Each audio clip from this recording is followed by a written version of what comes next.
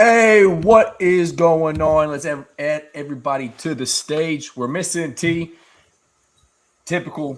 Our guy is normally the last one to trickle into the bar on Happy Hour show, but it is Saturday. It is Happy Hour. And Celine, I know you are partaking. Cheers. Cheers. And Hammer, you can go and put up that Pepsi whack like there's maybe something in there. Little mixer. Oh, yeah. Boom. Cheers. And I know T's not going to be drinking, so he can miss out on the cheers. But how y'all doing today? I'm good. This weather has been amazing. So I've been outside a lot. John Robick, thanks for reposting the stream.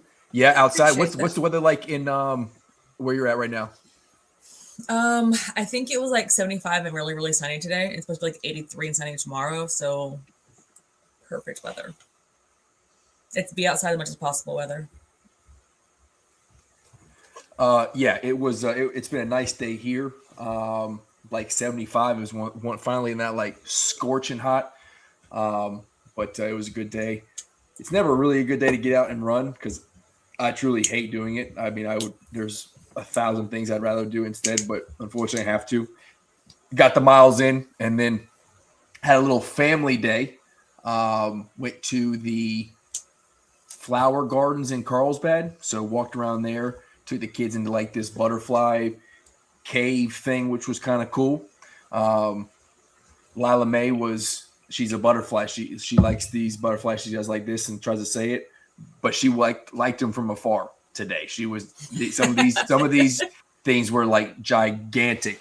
And she was like, I don't really know about it, but they gave you like a little sugar stick and you like could go and grab them. It was pretty cool.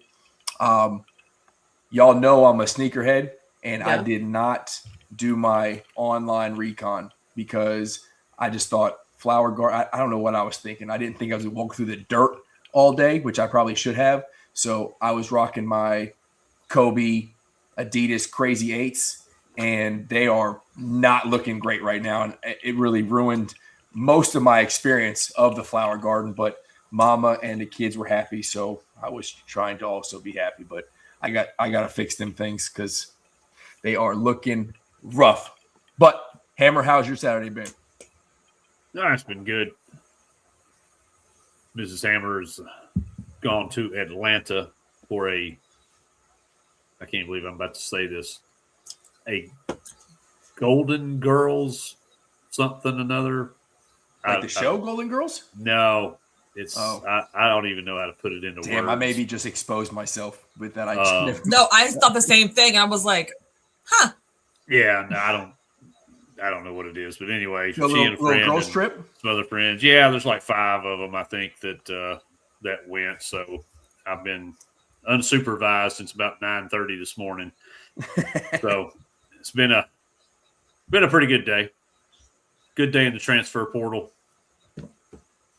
Baseball team's doing well. Good day. So I have seen I don't follow the baseball a lot, but I have seen your baseball post. I watched a little bit of your and Tiffany's show from Monday. And as people start trickling in, it seems like Tennessee baseball there was some frustrations there. I guess maybe late game collapses. I don't know if it's pitching or just can't finish or errors in the outfield. I'm really not sure. Like I said, I didn't watch, but it was quick to get the tone of the video of like, y'all's not happy. Yeah, and the thing about it, and yes, we call out some deficiencies and cover a lot of stats, things like that. But, the thing that people lose sight of and lost sight of it very early in the season when we dropped our first series to Georgia is this is the first-year head coach that, got the job at the 11th hour before the season started. And it's a very young team. So there's going to be some of those growing pains. However, some of the things that people are upset about is some kind of rookie coaching, managing mistakes from, when to pull pitchers and things like that. Some interesting base running tactics and just guys that are supposed to be, hitting and were MLB draft pick candidates not showing up. But they've shown a little bit of a turnaround and got Mississippi State yesterday. They're now up 6-2, top of the 8th. They win this, they sweep, or they will win the series regardless of what happens tomorrow. And so hopefully we're seeing a bit of a turn, but no lead is safe. Just like we saw basketball season, kind of the same thing with this baseball team. The bullpen has been a bit of disappointment. So. Selena, have you been following the Batcats? I will just put this out there right now. Y'all can judge me. I am a big Batcat fan in the postseason. When we get there, I'm like, let's go. I try to learn about the team real quick. I just can't do the baseball. I can't. The one baseball game I have watched this year was the World Classic in the finals. I watched 9 innings. We finally tied up just to lose the damn thing in the bottom of it. And I'm like, this is why I don't watch it. I watched baseball with boring as hell. We finally got a big bat, and then we lose. And I was like, this is why I don't do the thing. I don't. I mean, I like repost stuff, whatever, on X if I see it or whatever, but like I don't watch the games. I've been to a couple, and they're really fun to actually go to in person. Yeah, KPP is a good time. The thing, like watching baseball on TV is one of the most boring things in the entire world, I think. But actually being at the ballpark is a different story. I just don't have time to go to the ballpark. But I haven't. I know our shortstop did something cool today. I guess is that Tyler Bell? Is that his name? I saw tweets about that. Sure. Yeah, I'll go. Megan, I agree. Watching golf is awful on TV too. I completely agree. Yeah, see, and here's it. Appreciate you saying, Lanko. Where is T? I thought he was just jumping in. Maybe he tried to jump in and then he jumped out. But Hammer, do you do the Masters? Because I know everybody gets spun up about it. There's some times where I'll watch the Sunday if it's close, and maybe electrifying is not the way to describe it, but it does get exciting. I don't understand the whole thing about the Masters. I know it's a big deal in the golf world, but golly, I cannot listen to somebody whisper to me about a guy whacking a golf ball for 3-4 days. Yeah, I keep tabs on it. I'm like you. It's difficult for me to sit down and watch a golf tournament for 8-10 hours, whatever kind of crazy sometimes it gets. The Masters is special compared to pretty much any other tournament. It may not be necessarily the most prestigious with the British Open, the U.S. Open, the Players. But for a lot of people, it is very, very much a Super Bowl level event in the golf world. And there's just something about the place too that, so scenic.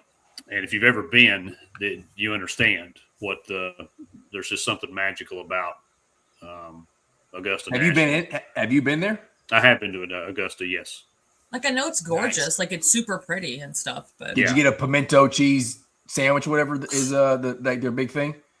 No, I wasn't as big on the menu thing as what a lot of people are, which the prices is the main thing. But yeah, I always bet it just because I do first round leader bets and I do 2 or 3 guys that I think might have a chance to win it. But outside of that, I just kind of keep tabs on it. Unless we've got a tight race on Sunday, then of course I'll tune in, catch some of that. But I can't do it. My brother-in-law, my sister's husband, was diehard golf fan, and it was on every time we went anywhere for any reason to their house on a weekend, and it was golf season. That's what was on TV. And so it kind of put a bad taste in my mouth for watching golf at a younger age. Then started playing golf, changed my mind, but I'm with you. I can't sit there and listen to that commentary for that long. My attention span's too short. Well, and then also, I don't know if it always lines up this way, but Sunday is NASCAR at Bristol. And I'm telling you what. See, I can't do NASCAR at all. Oh, all right. Hammer. Oh, man. It's just us right now. She's gone. She can't do it. Take it back. Listen, I can't. They drive in a circle. Oh, see? Okay. I can't do it. I cannot do that argument. I can't. Don't give me that they drive in a circle argument, okay? Okay, but so F1 is different. I like watching F1. That's different for me. How F1? They literally follow each other. I can't, Selena. Let's just change the topic. You're gonna get me pissed. I can't do it tonight. You're gonna get me so worked up.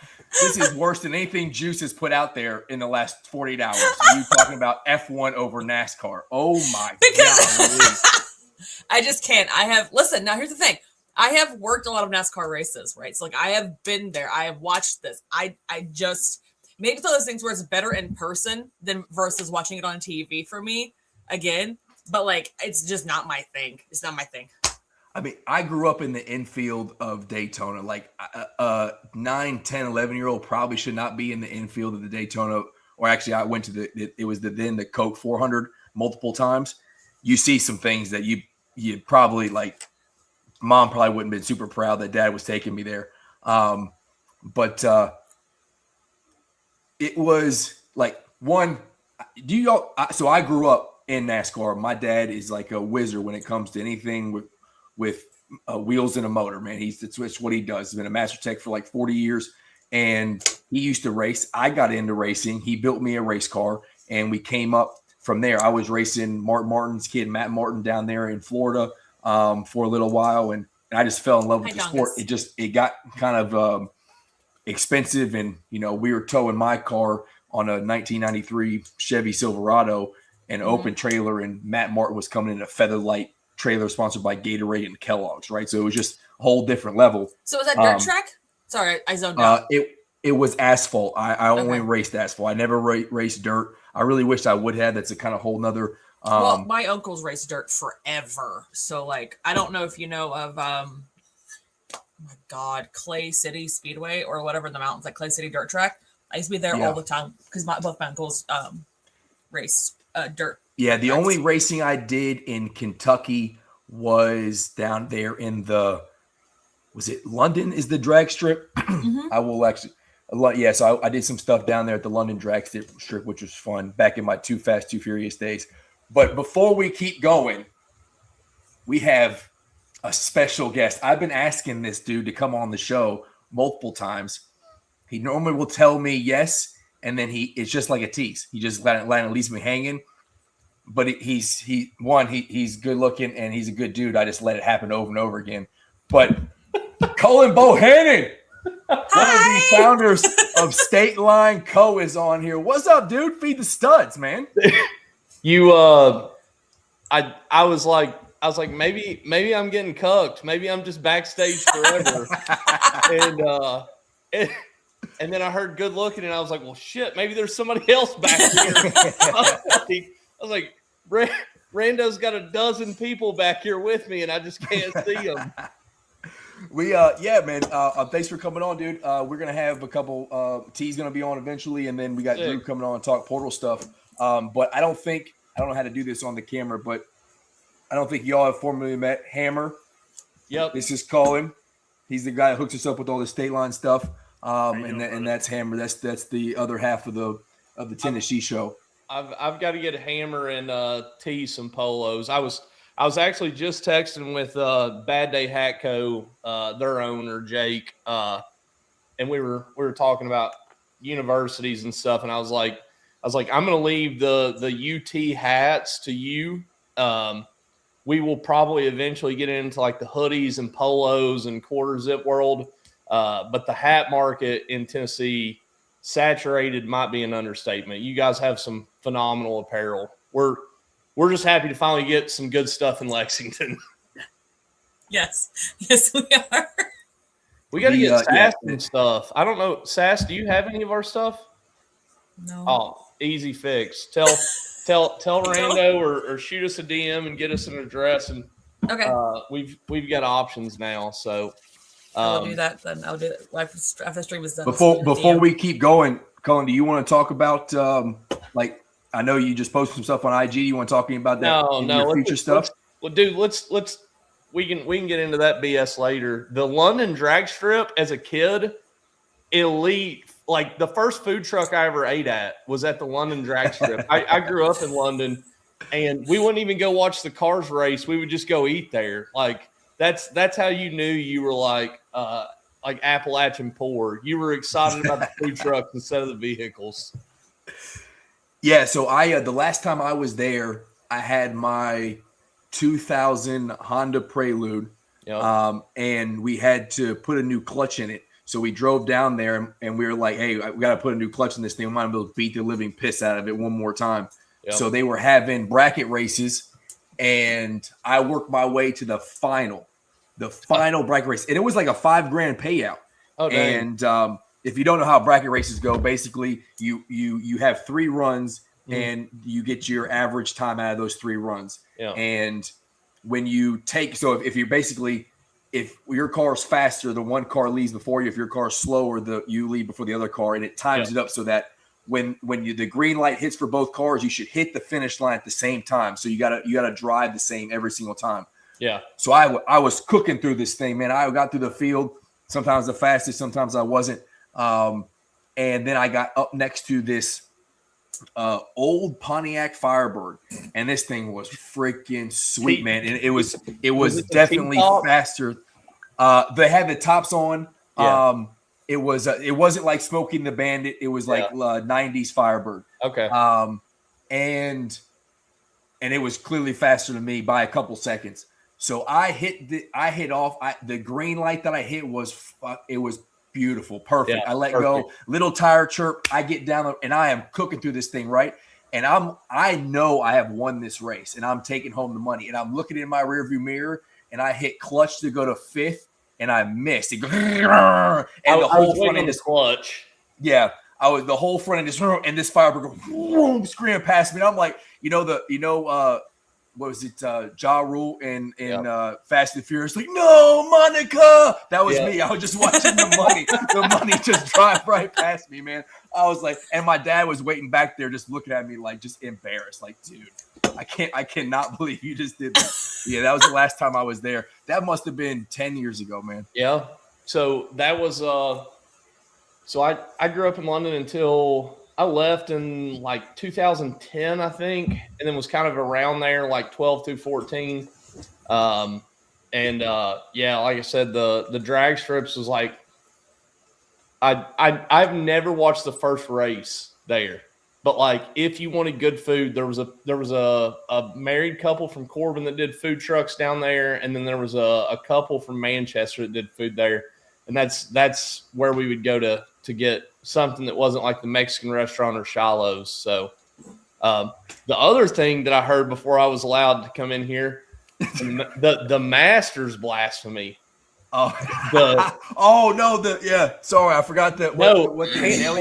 Hammer is all over it. Like, I've not watched any leading up to now, but to me, like, and he said like British and U.S. Open, I think the Masters is the Super Bowl for golf. Like, to me, there is no better. I've not been. I was teased that I was getting to fly private and go this weekend, which is like the world's biggest like tease and let off ever. I was told I was flying private and that I was going to be there Friday, Saturday, and Sunday. I argued with my wife and everything. I was like, we can tie the dogs. We will tie the dogs up to the mailbox if that's what it takes for me to go to the Masters. And then they were like, they messaged me like after the argument was over with, and they're like, hey, we don't have your tickets. And I was like, I got to walk back in here and tell her that I'm not going and that I do love the dogs. And at that point, you just got to get online and buy tickets and just be like, I'm going. Oh no. So that was the other thing. So initially they were like, we'll buy you secondary tickets. They were $17,000 a day. $17K a day. I was like, I don't want to go. God. I was like, the amount of hats I could buy with $17,000, like, just Venmo me half of that. Yeah. Like, good. Yeah. Hammer, you dropping $17K to go to the Masters? Oh yeah, sure. Okay, I was about to say God no. Yeah, I'm not going to have you on anymore unless you start sponsoring this show. Supposedly, no, that'd be 2 weeks' pay, man. I can't drop that kind of money. Supposedly, you can get afternoon tickets, like from people that are leaving, and they're like $2,800 is what I heard. I've never been. Hugh has been. He's got a family friend that has lifetime tickets, How do you get those? So I think it's like, and Hammer may correct me if I'm wrong. I think it was like an old like 1920s to like 1940s deal where like your family paid like whenever the Masters wasn't like this Jason Kelsey and Kevin Hart and all them AI jumping into ponds, like whenever it was like something prestigious, like the people that initially funded it to start, like their families all got like, I think it's 4 lifetime tickets is how it works. And you can pass them down, but you have to prove it's blood. Something, I don't know, a cult way deeper than ours. We will never ask. It tells you a lot about Hugh's family. I'll tell you that right now. Well, it was weird. I think it's Hugh's dad's fraternity brother that has them. But yeah, I would love to go. It's supposedly like crazy nostalgic. There are no cell phones in there. Like, I mean, God couldn't take a cell phone in there. So like you're just like you're consumed by the moment, which would be, I couldn't imagine like a Super Bowl or an NCAA championship where there's no cell phones in the arena. Yeah, that is cool. That is a cool little the like tradition that they hold there. Yeah, I think it's one of those things like I got family who love tennis. Yeah. Like the US Open is like their big thing. And they have the ability to go to there and pay for tickets, and they travel the world at different tennis events. And I'm like, and I'm the same way that you're talking about, like 17, the money it was. Like, God, what I could do with that instead. That's just like, that's their thing. Yeah. It'd be similar to like if Pope makes it to the Final Four next year, I'm gonna have whatever it is. I will take a line of credit out to be able to be there. I will have to do it, right? So I get it. It's just everybody has their thing. Well, hey, State Line. I'll stay at the bar and get content and sell shit. We'll send you in with we call it the dildo, but it's like the little DJI like camera that's like 5. Oh yeah. Don't threaten Rando with a good time. No, that's exactly what I thought. We'll send. Hey, I see Sass's tweets. We'll send Sass and Rando in there with it. And dude, is the Final Four next year? Is it going to be in Indy again? I don't think so. I think it changes every year. Indy's 90 minutes from me, so I'll go to Indy. If you want me to go to Indy, that's fine. I saw it. I'm going to have that. I love Indy. Is such a great city. It is. I've been there, and everything is super walkable, which I like. You can park and then walk. It's a great host city, and you right? don't have to drive around, and it's fantastic. Yes. So, Sass, did you say, do you live like 9 minutes from Indy? Is that what 90. I called? Oh, 90. Okay. 99. Final Four is in Detroit. I'm in Northern Kentucky. Okay. I'm in Hebron. Shoot, we going. So I am 30 minutes or less south of you. Okay. So, listen. We're going 8 Mile. We're going 8 Mile. Listen, I got engaged in Detroit. I'm a huge Michigan fan. The state of Michigan's phenomenal. It is really pretty up there. Detroit. If you go there and say Detroit, they immediately know you're not from around these parts. It takes. I can say one word with an I in it, and they immediately know I'm not from Detroit. Like the second I'm like, oh yeah, I hung a right, and they're like, nah, this dude is not from Detroit. Yeah. Oh, hi, Tristan. Oh, what's up, man? Hey, we were talking. Tristan, drop in the chat. I'll put it up there.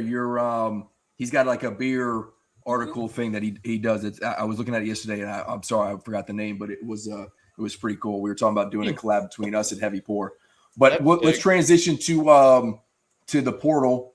Hammer, you had, I think now 2 commits, unless I have missed one. Is it Day? Is that how you say his name? Yes. Day Ames. Yeah, guard transferred out of California. True point guard. That's hard to really say because the film and tape I've seen on him, he looks like more of a combo that he can run the point, but this dude he's a scorer. So it'll be interesting to see if we go get a true point guard, because I think that's pretty critical to what Rick Barnes does with all of the other pieces that, we've had. Our past 3 big portal additions have all been, shooting guards and scorers with DK, with Chaz, Jacoby, who ran point, yes, but you saw how much off ball that he, was able to do, and the step back threes and putting guys on roller skates. So Jacoby probably more of a true combo guard as well. Excuse me. So it'll be interesting to see if he goes and gets another true point guard. If not, then I would expect that would be the case for Ames. I still think Money Williams is on the table for Tennessee. So hi, Kevin. That would be a nightmare of a backcourt for the rest of the SEC if that were to come true. Berg's still on the roster, right? He is. He's not announced anything either way. I know there's probably, he went through, he's from Israel, right? So he's been kind of through it. I did not know the last few months. Yeah. Over the last few months. His family's still over there. And, a lot of people were giving him a hard time during the season, but rightfully so. His concern at times was probably not on Tennessee basketball. Yeah.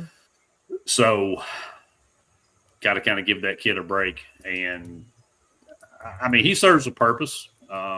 He can be pesky, gets a little bit aggressive at times on defense. And when he's got his shot, he can score. He's just not consistent.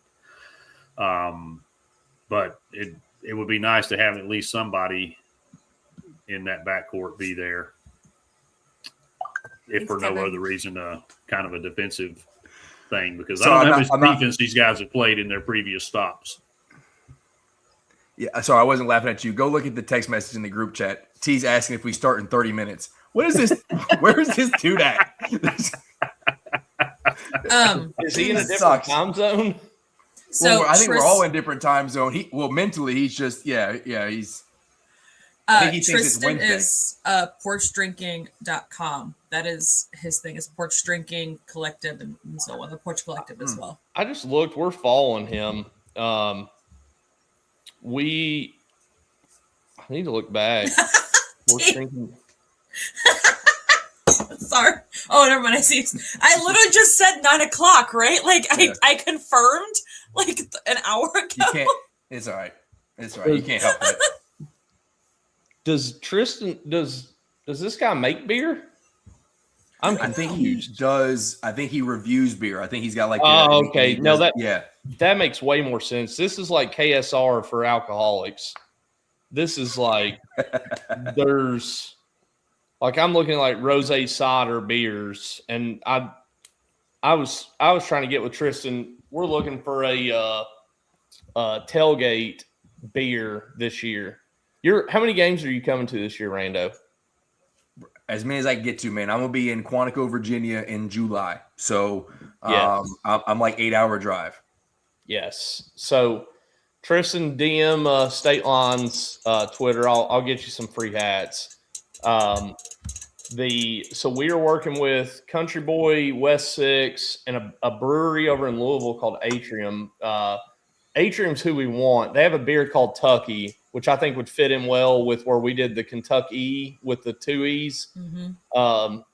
But we're working with them and a couple of food people, like Parlor Pizza, possibly being in over around Shelbyville for like barbecue.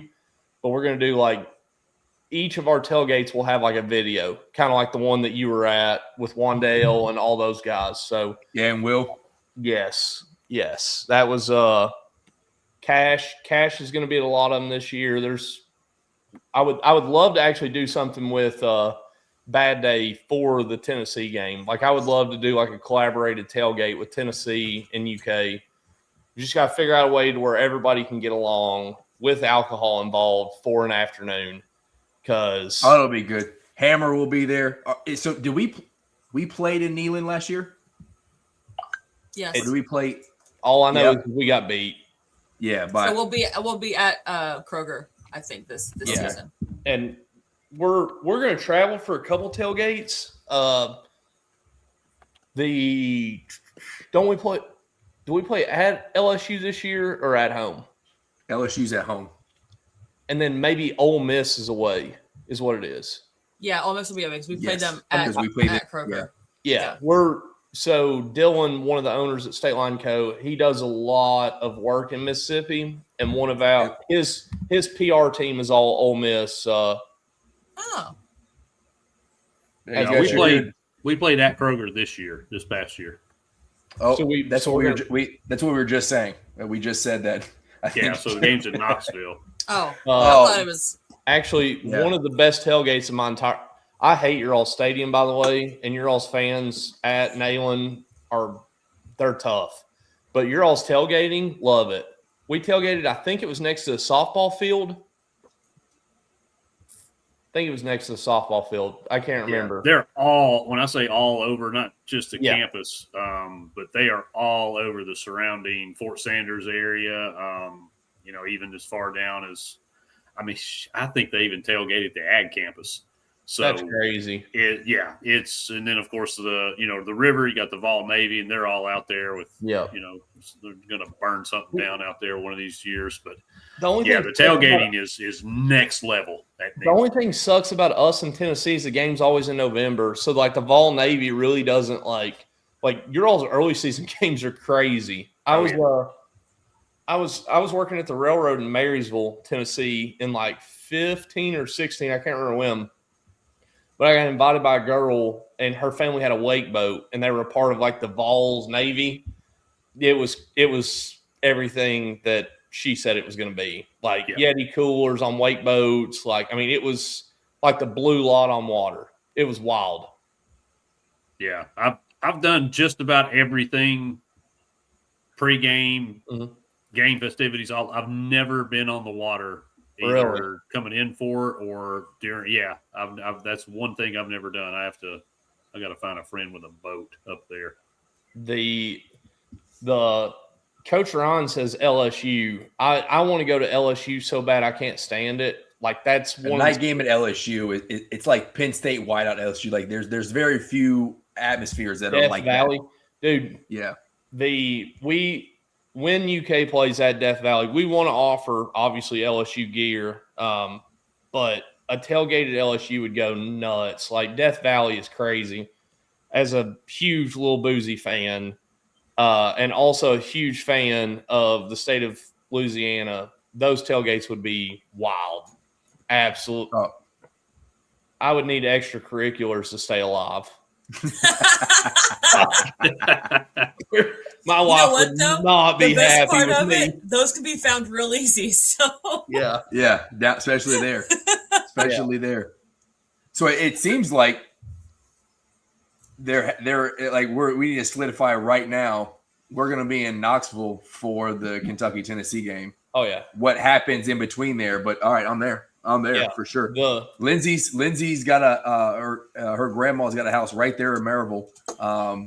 It's actually Alcoa, I think, but it's like the same. But like 20 minutes from Knoxville, so we'll drive up there and have a good old time. Let's figure out something to set you guys up for like a pregame show at like a bar down there or something. I'm sure State Line Co. could do something where we sell merch in the bar or something that gets you guys in.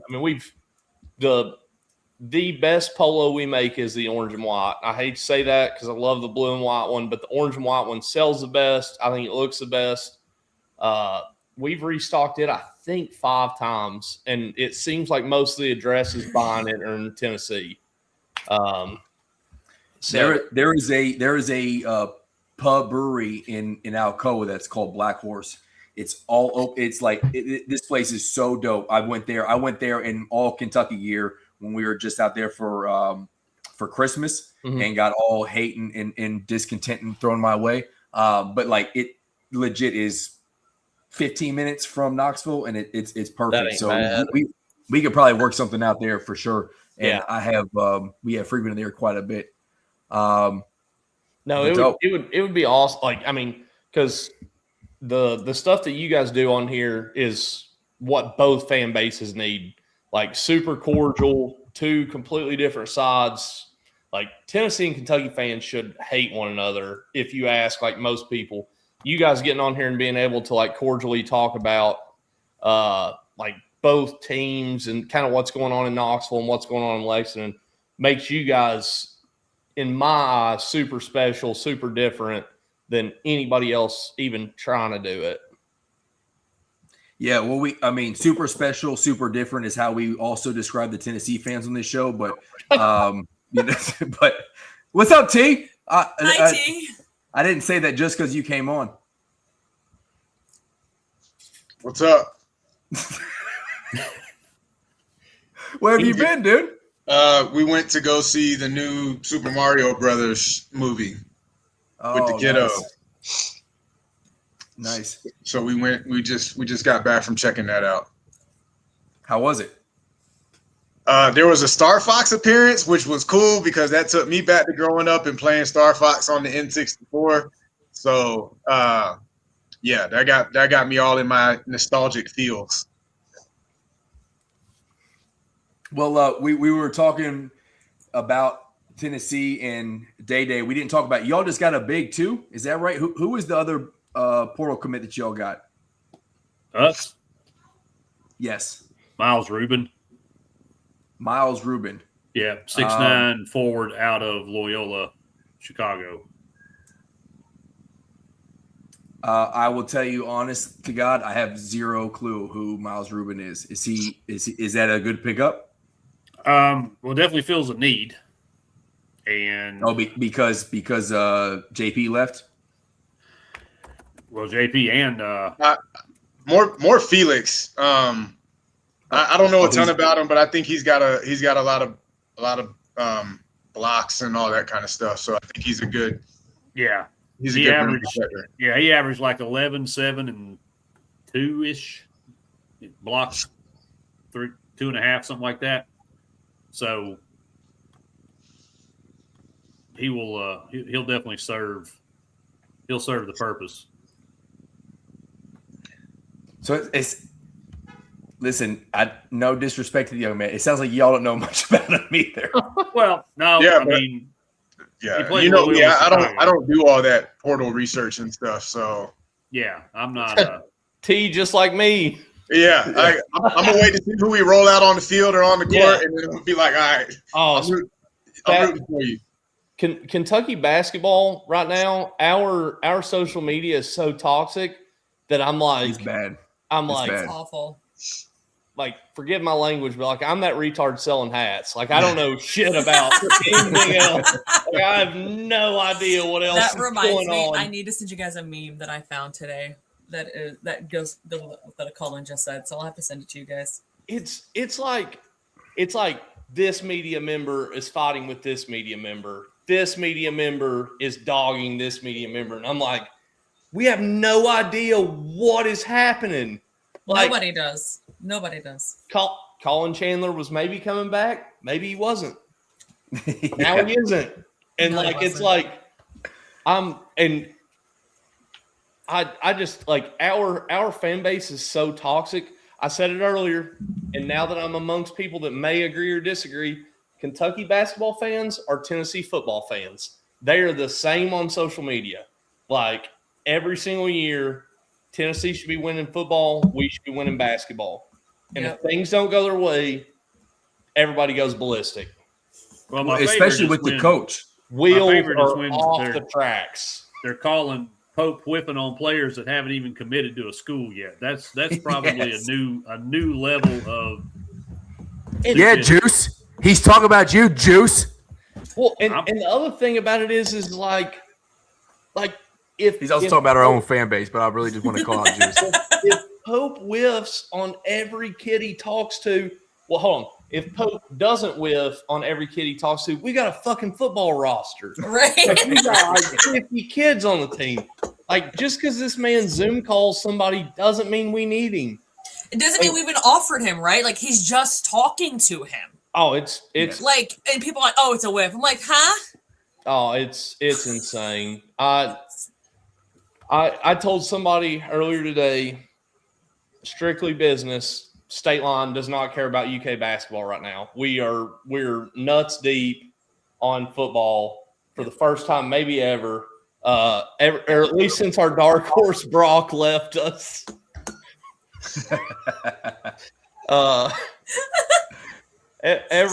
Ever Good old Brock. Ever since Heisman Brock left, we've been kind of out on football, but I don't know. I don't know. I'm excited. BVG made me pick 10-2 for Kentucky that season. I'm just gonna let you know, brother. It wasn't his fault. It wasn't his fault. He literally drinks the Kool-Aid every single time. Okay, Hammer and T will back me up on this. This man will be like, "Oh, we're gonna be so great," and then he'll be like, "No, be bad." And then 2 weeks later, he's like, "We're all in. We're in 10 games." And I'm like, "What happened?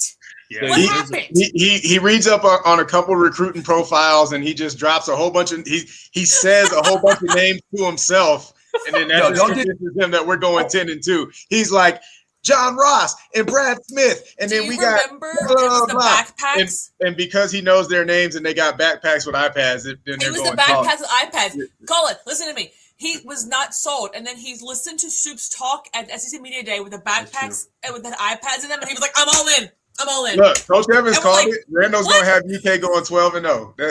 No.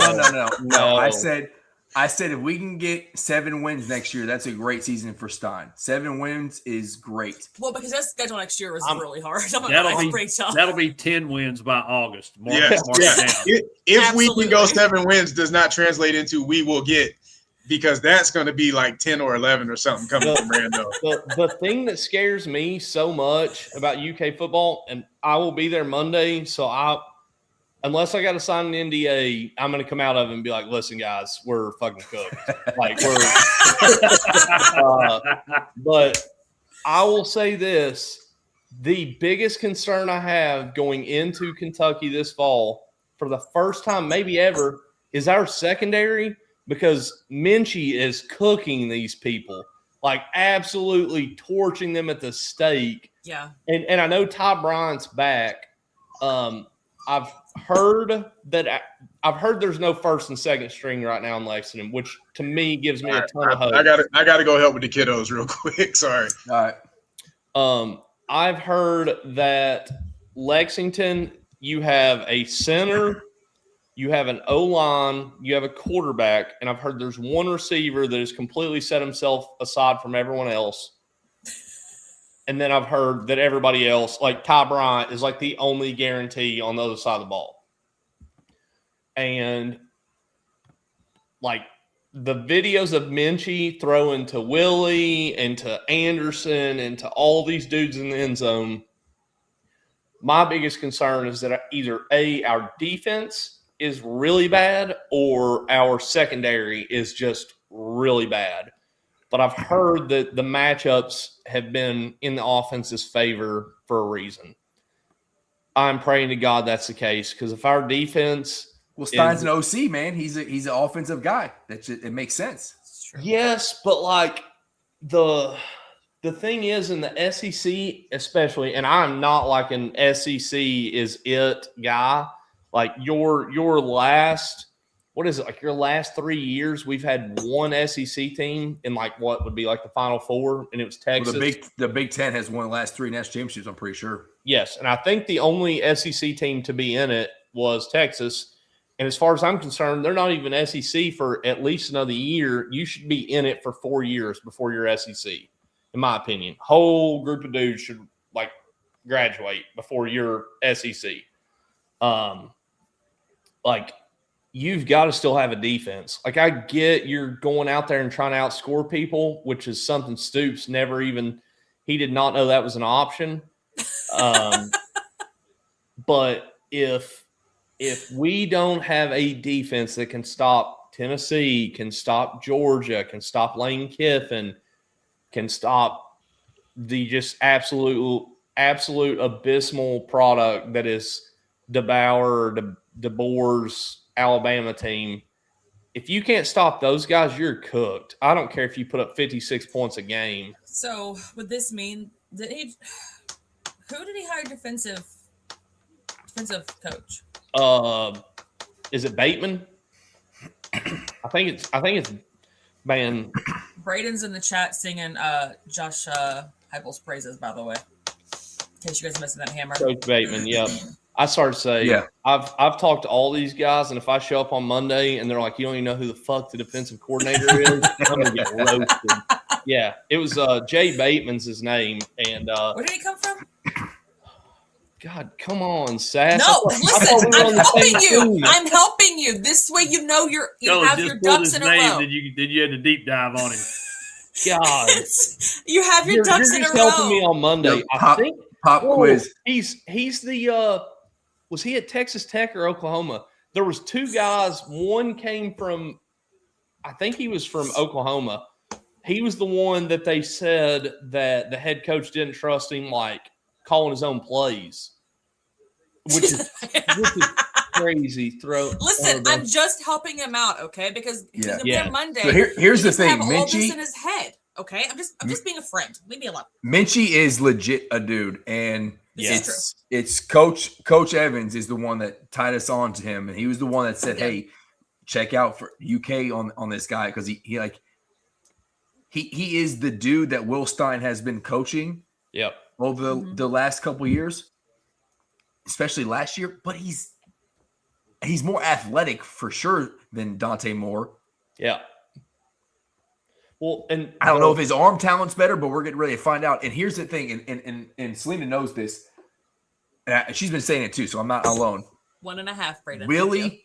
Willie is such a Oh my God. I have been singing his praises since before his freshman year started. He is such a wild offensive talent. Yes. The fact that Bush Hanneman couldn't get him the ball lets you know all you need to know about how incompetent he is as an OC.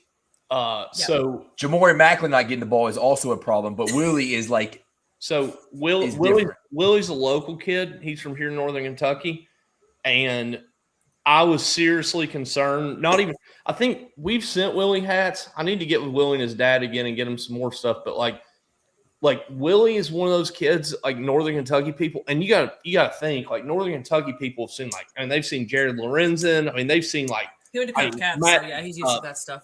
Ponatowski's in our backyard. The amount of talent that's come out of Muller, I think it's LaSalle, Elder, Highland Heights, Covcath. Northern Kentucky people are as high on Willie as anybody that I've ever heard. And I was seriously concerned he was going to leave. And I was too. Yeah, I've been told the tight end room is going to get they're going to get a ton of focus this year. The ball's going to be slung their way. Which is huge for Willie and I mean that group, the amount of talent we've wasted in the tight end room over the last probably decade, honestly should get somebody the death penalty. And I don't mean from a can't coach anymore standpoint. I mean shoot them. Oh yeah, I know. That was probably one of my biggest complaints last season, especially because every time Willie was targeted or had the ball, it was 25 yards every time. He made a play every single time, and then he disappeared completely, and you never saw him for 3 games. And it's what? Yeah. Every time. In college football, especially, the middle of the field is wide open. Oh yeah. If you have an athletic tight end, it's a mismatched nightmare.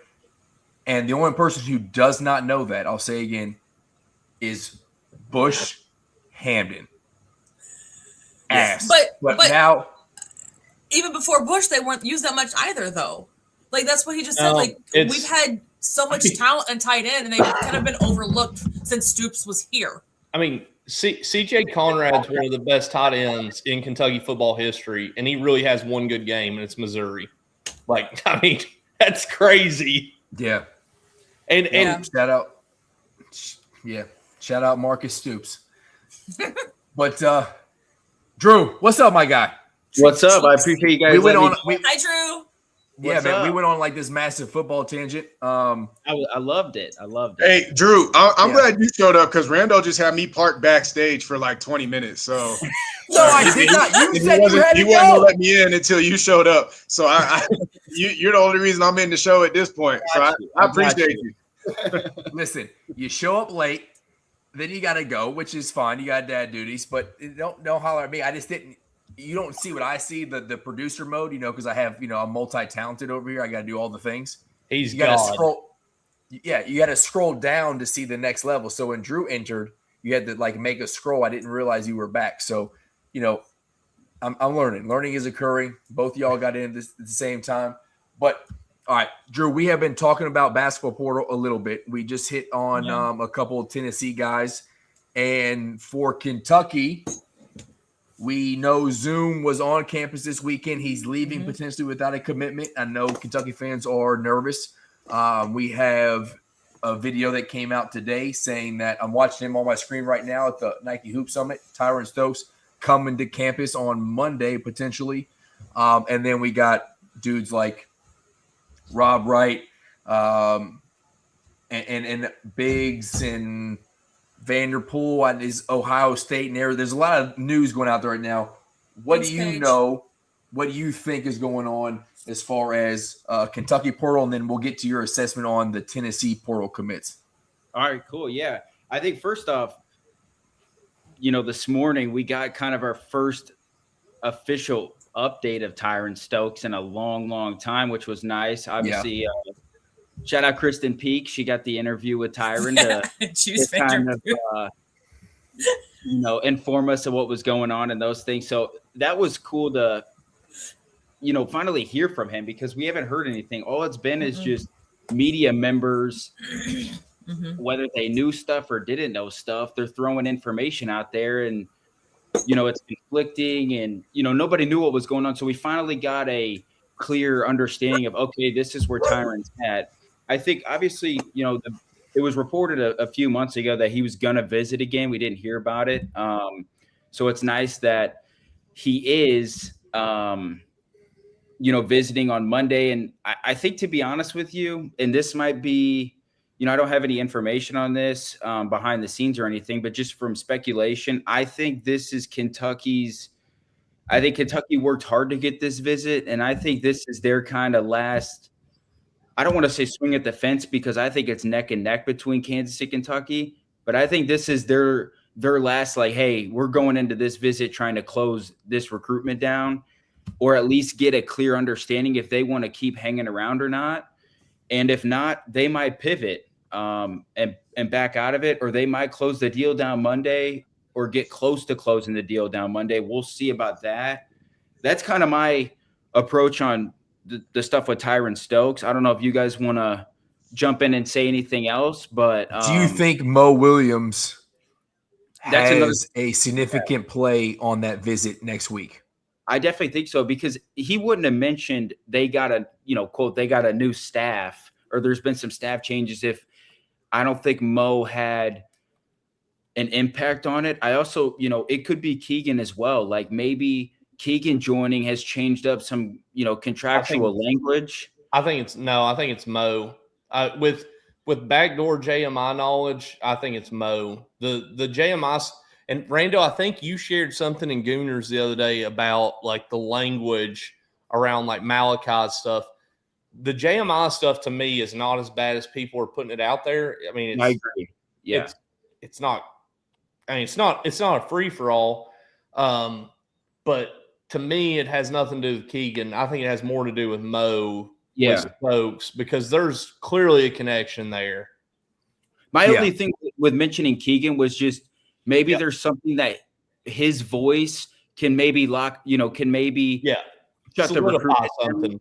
Yeah, maybe something there. Maybe he's had conversations and, maybe Keegan has had an impression on him as kind of the GM that maybe he's maybe it can work to close the deal down, but I think Mo for sure has an impact, and maybe that's through, talking with Jamal Crawford or something, but I definitely think the addition of Mo on the staff has certainly thrown a pretty big wrinkle, I think, in Kentucky's way, but we'll see about that. I don't know if anybody else wants to jump in and say anything. The Keegan stuff from what I've seen isn't going to be as one-on-one with a player. His is going to be stopping you from paying Brandon Garrison $3 million. It's going to stop you from paying Aberdeen $3.2 million. you're going to quit paying like, and no disrespect to Garrison or Aberdeen, but you're going to quit paying people that are not $3 million talent, which is why Colin Chandler's now back in like Brigham Young country. Mm-hmm. Like he's not $3 million talent. Colin Chandler is like high ones, low twos. Like he is a solid player, get you a poster a game, give you a big three when you need it against Tennessee. T was waiting on that one. Yep. I don't know if he'll. I knew it was coming. I'm gonna go ahead and let it go though. He's gone now, so that I was there. It was a great moment that I'll always remember. So two of T's favorite players, Kobe Brea and Colin Chandler. Again, Brea was annoying, but like I hated Noah and Perry last year more because like I don't. You keep giving it to Kobe Brea. Like he's a baller. Yep. Like he could play. So him playing well is kind of expected. But when Noah and Perry went out there and went 5 for 5 from 3 or whatever they did, that's who I hated. And I'll maintain to this day that Perry is a hack. So he was out there fouling and going 5 for 5 from 3-point land. Like those are the two that I hate. Like Kobe Brea or whatever was just a good player for Kentucky. But Perry and Noah, nah, they got to go. Noah in that game was like 3 for 3 in the first half. 3. Yeah. So. And Perry was 2 for 2 and was out there just holding everybody and getting no foul calls. I was so mad. We're so mad. We're deep enough into this. There's no way my wife sees it if it doesn't get clipped. Which she was there for it. Fuck, she's in the background smiling and laughing. The Kentucky-Tennessee game this year, obviously we do the denim towels. We released the denim hats. Like it is. I am like double bourbons from like 2 p.m. until whenever my wife finally was like, all right, I'm driving and like you need to take a nap. Dwayne Brown's mom, the Irish Hammers already laughed. So we start talking to Dwayne Brown's mom and her best friend. And out of nowhere, this lady's like, you look just like Luke Bryan. You look just like Luke Bryan. I'm from Hoover, Alabama. I love Luke Bryan. And I was like, yeah, that's awesome. Like, yeah, like I've got that before. And she was like, I've always wanted to kiss Luke Bryan. I was like, oh, hell yeah. Okay, here we go. You're like, I'm right here. And she was like, I won't kiss you in front of your wife, but if we could fake kiss, I was like, hell yeah, we can. Backwards. And then one of the owner's daughters made a TikTok, and like again, like I was not on the same plane as everybody else. So I wake up and see this TikTok of me and Dwayne Brown's mom like this close from kissing, and I was like, holy shit! And my wife was in the background. I was like, how did that happen? Like, it's a great story. That is a story. Good, you only hear here. You only hear it right here on Happy Hour on Heavy Pour Sports. That is a great one. I'm glad I was here for that. I was like, that dude is like a refrigerator with legs. Like he would break me into like six pieces, and then like feed me to alligators. I'm just there's multiple reasons why I wanted to win that game, the denim game, the 96 team. But the fact that y'all were there waving the towels, which I don't have one yet. I got you towels.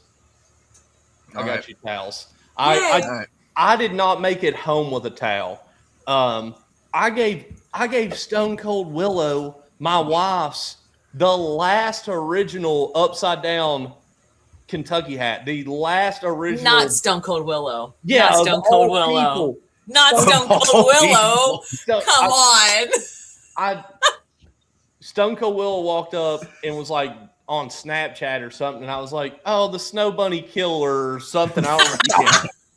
And then the next thing I know, my wife's like, "Do you want to get a picture of him in this hat?" I was like, "If he puts it on his head, we're not taking it home." That's a good call. Stone Cold Willow puts it on. I was like, "Gone forever."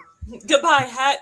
Goodbye. Yeah. Now I see him outside Tin Roof crying about basketball games, like in our hat, and I'm like, "Damn it, man." Yeah, Tennessee fans watching definitely don't know Stone Cold Willow, but you Everyone guys don't know BBN does. Stone? Everyone BBN knows who Stone Cold Willow is. Don't yeah, worry. he's Like the fan mascot. Y'all. Don't go that far. Don't go that far. He's something special, but that Terrence Jones, Deron Lamb class, like they bought him teeth, like, and that was before NIL. It was they bought him teeth. Yeah, that's how he got his veneers. Yeah, Deron Lamb and Terrence Jones, and then bought him teeth. I didn't know that. Wait, you didn't know that Stone Cold used to be toothless? No, or not Stone Cold. You probably could have guessed it. But they bought it. Oh my god. Yeah, Deron Lamb, Terrence Jones, Marcus Teague, they all bought him teeth. Yeah. Oh shit. And Stone Cold only likes him one way. Yeah. And if you go back and look how they describe like Colin Chandler and Trent Noah, especially when they play Tennessee, exciting whites. That's how Stone Cold likes them. That's it. Yeah. There's nobody more dangerous to albino bunnies than if I have to see another video of him like in a bar with a girl, I swear to God. Hey, shout out to Stone Cold. He's living his best life. There's zero judgment. I'm judging for sports. No, not me. You do what you please. I mean, I just don't want to see it. I don't want to see it. Okay. He's out there. He's out there making out with women with boyfriends and husbands in state line hats right now. That's great promotion. Yeah. Yeah. No. All right, Drew. Never blue.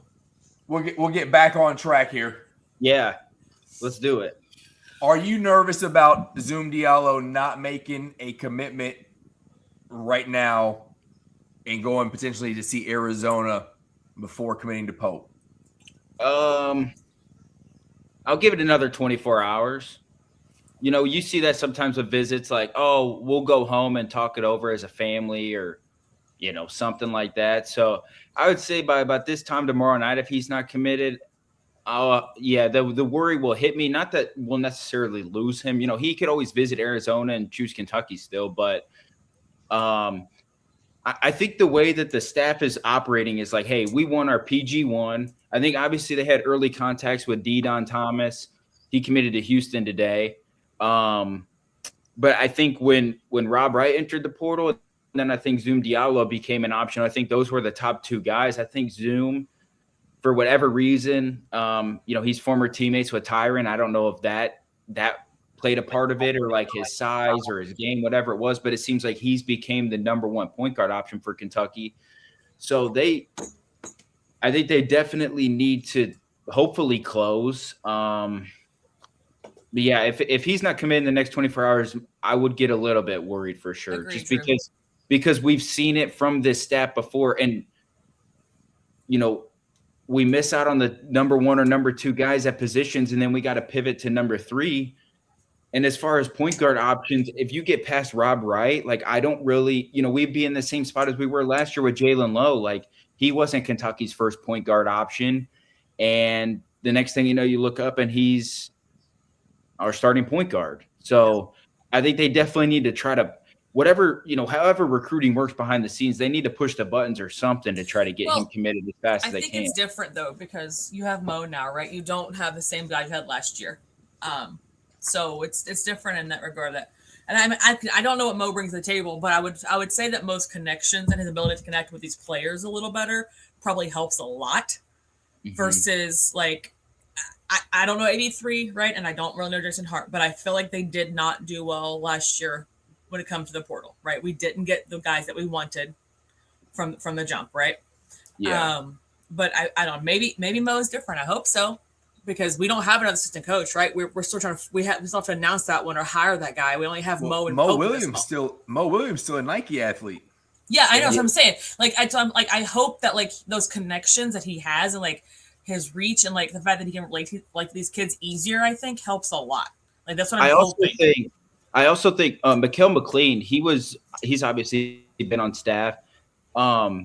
He was kind of the last assistant coach down because of like his age and, experience and that stuff. But I think you're seeing him, he's probably going to be elevated up a spot I think he's pretty good at connecting with players too, as far as what I understand. So well, he's younger. I think that helps too.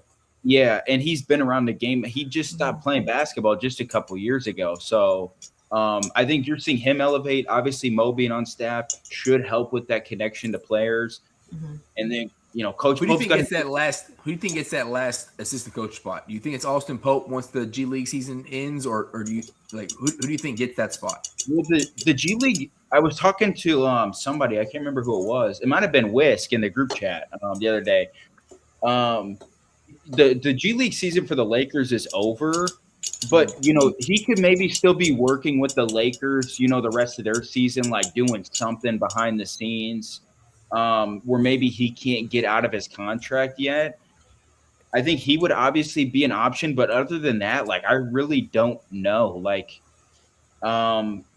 Could it be that's what I said Wednesday. I was like, I out of Pope, I literally don't know. I don't know where to even look either. Could it be like an NBA guy that sits on the end of a bench that would come over to try to help spice some things up with basketball stuff? Could it be somebody from another another school that we could pull to help with recruiting? I guess it just depends on what Coach Pope's looking for. When you're building a staff, the same way as a roster, you're trying to find different guys with different strengths. So, could Coach Pope try to go get another elite recruiter? Could he try to go get maybe a defensive guy? I don't really know. That's where it's hard to really figure out or try to decide who that next assistant coach could be, because I don't know what Coach Pope's looking for.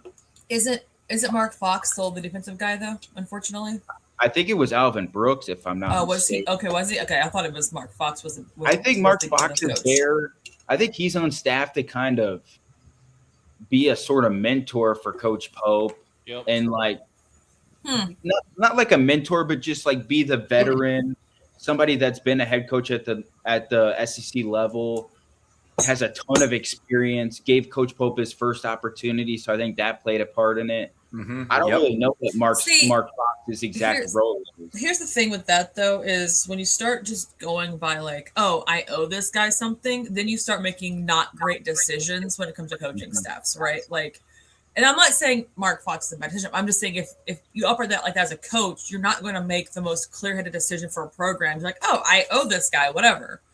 You know what I mean? Well, you see it from Cal. Cal's had the same staff for pretty much 10 years. And then when we cleared house with Joel Justice and those guys, when those guys all departed, he just went and rehired the same guys, brought Bruiser back, got Orlando Antigua back, who left for a while. Orlando's the only one that we should have kept. I agree. Yeah. We should have kept him in Lexington because he wanted to stay. He wanted to stay in Lexington. I do think there's a loyalty factor with Mark Fox. Mark Fox wasn't a bad coach in Georgia. So I don't mind keeping Mark Fox. I'm okay with leaving because I've said this on previous shows. Dudes like Jason Hart and AB3, they were really good at getting dudes in the building. Yeah. But they didn't stay in the building. Them jokers left and went somewhere else, right? Yeah. But Mo Williams coming in, I think, is big. And we'll see what the other guys do. But I don't mind Mark Fox staying on the staff. I think there's good, especially if Mark Fox and Drew, maybe if Mark Fox is a yes guy, which I can't imagine he is. He was a head coach. Especially if he's the dude who's talking to Mark Pope, being "Hey, dude, you jacking this up, man." If he's the senior advisor of of the staff, then I think you keep Mark. You keep Mark up, or you keep Fox on. We obviously don't have the ties with basketball that we do with football coming up, but the stories that I've kind of heard around basketball is that that Fox is kind of that mentor from I've been here before. Obviously, he hasn't been at Kentucky, but he's been an SEC Division I basketball coach. I think for a long time, even assistant too. He's been around the game for a long, long time. I've never been given the impression that Fox is whatever you say is best. That's not his. I don't think that's his personality, and I don't think that's his role either. I think that a lot of people were really excited about a couple of the guys whenever they first came. from a recruit standpoint, but I mean, Joel Justice got a lot of people on campus and didn't get a lot of people to commit. It's easy to convince somebody to come to Keeneland, to go to Carson's, to go to Malone's, to whatever dabble in the Lexington area. It's another thing to get them to name residency there for a period of time. And this last group that was in Lexington couldn't do it. Looked like a catfish. What the fuck, Richie? I will say, maybe he means catfishing. A famous Kentucky. Richie, don't come on here talking nonsense to our special guest. All right. I will say though, I think Keegan Brown's a good hire because Keegan's not going to let Cope over his bench. Yeah. He's the guy who's like, no, we're not doing this. Not happening. Don't ask me questions. Not happen. Like that's what you've seen it now. I think you've already seen it now. Like I put a tweet about it the other day, and I think Dink Pate was probably the first one. He was like, no, we're not doing it. Well, and I think you've seen it from like their exit meetings. Like they made a plan going into it of like, hey, this is your money, this is your role, and then if you don't want it, like we're not signing up to bring you back. Like we can budge for a couple guys. Like I think they probably budged for Colin Chandler a little bit of wiggle room to try to bring him back. Then Colin allegedly threw that huge number out. I think Cam, there was probably a little bit of wiggle room, which caused some of the, I don't want to say friction, but where it took a little bit of time. There were some conflicting reports. Now he signed up for it. But like Yelovich, Brandon Garrison, Jalen Lowe, I think it was like, hey, this is the money we're offering you. This is the role we're offering you. If you don't want it, don't let the door hit you on the way out. Yeah, like I agree. we'll go replace you. So I've heard a couple of them weren't offered roles at all. Like which I wouldn't be surprised of like, hey, we appreciate you, but we're going to go in a different direction. Yeah. Nerf Gun Kelly is wild, Richie. Jesus Christ. He's talking about me? Yeah. I mean, you're the only rando in here. I mean, I guess there's several randoms, but Nerf Gun Kelly you see is this right crazy. Here? You see that looking like a Nerf gun to you? Richie, I'm going to find you, That's disrespectful, man. Listen, hey, I gotta go get a refill because I am out of, and I clearly need more. I gotta get some more. I got more. Hell yeah, we got double fisters in here. It's not open yet. I need an upper decker and I need a bourbon, but it has been confirmed. One, we're gonna give some heavy pour stuff out, and then we're also gonna give some state line because we are almost at 700 live views on it. If we get to 1K, so repost this right now. We're gonna give out some stuff. Everyone in the chat repost some stuff right now. Repost the junk. Get away. Us to 1K. We're gonna get some live stuff going. I think we got at least another. I mean, we're at 1 hour 15. We got at least another half an hour in us. We haven't even talked about Tennessee. They've been that's a good idea, Drew. Let's talk Tennessee. They just let me finish on Kentucky real fast first, okay? Just stop me in the middle of my comment, but go ahead, Drew. Well, I'll get this in. I'm just kidding. I'm just with you. Look, I got notes written down. I want to hit them all. I know, man. Drew, I love you, dude. You was like, I want to be prepared. How prepared you are. Hammer T, I asked him, I was like, hey, I know you're not a Tennessee guy, but can you please come with some Tennessee stuff? And he's like, I got you. So he's been doing research all day. He's the real one. But I'll go quickly on the Kentucky stuff. So I think we're going to see it on Monday. As I said, I think Kentucky's going to try to close this thing down. If they do, great. I think they have a plan if they close it down. If they don't or they pivot, I think they have another plan with the roster. I would love if we can get Zoom Diallo locked down. We've talked about it, Rando. I don't know who's recruiting him. I don't know if we're recruiting him. What? I would love to see Kentucky get in the recruitment of Stephon Vox. I don't know what's up with his portal, but if you could have Zoom, Stephon Vox, and Tyron Stokes, it would be they all match perfectly together. Their strengths compound each other's weaknesses. It would be awesome. And then I think the wait and see, and you've seen it a little bit with the fours with Maraskis from St. Mary's and Donnie Freeman. I think they might be counterparts to what happens if Tyron Stokes doesn't commit. But we'll see about that.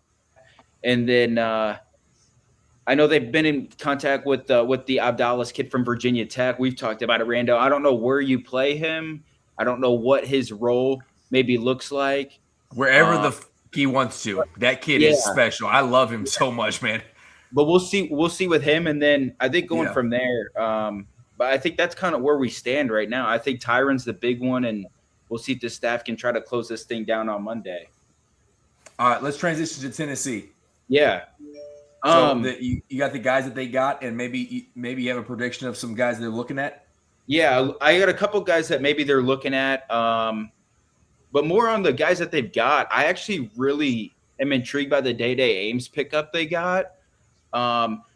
I think I was listening before Hammer said it. You know, he's kind of like Colin Gillespie. Like, he's the exact sort of player. He's not really a point guard, but he's kind of that scorer, aggressive, 3-level scorer. So I like that because we saw it last year. Gillespie was pretty darn good all year for Tennessee. Very effective.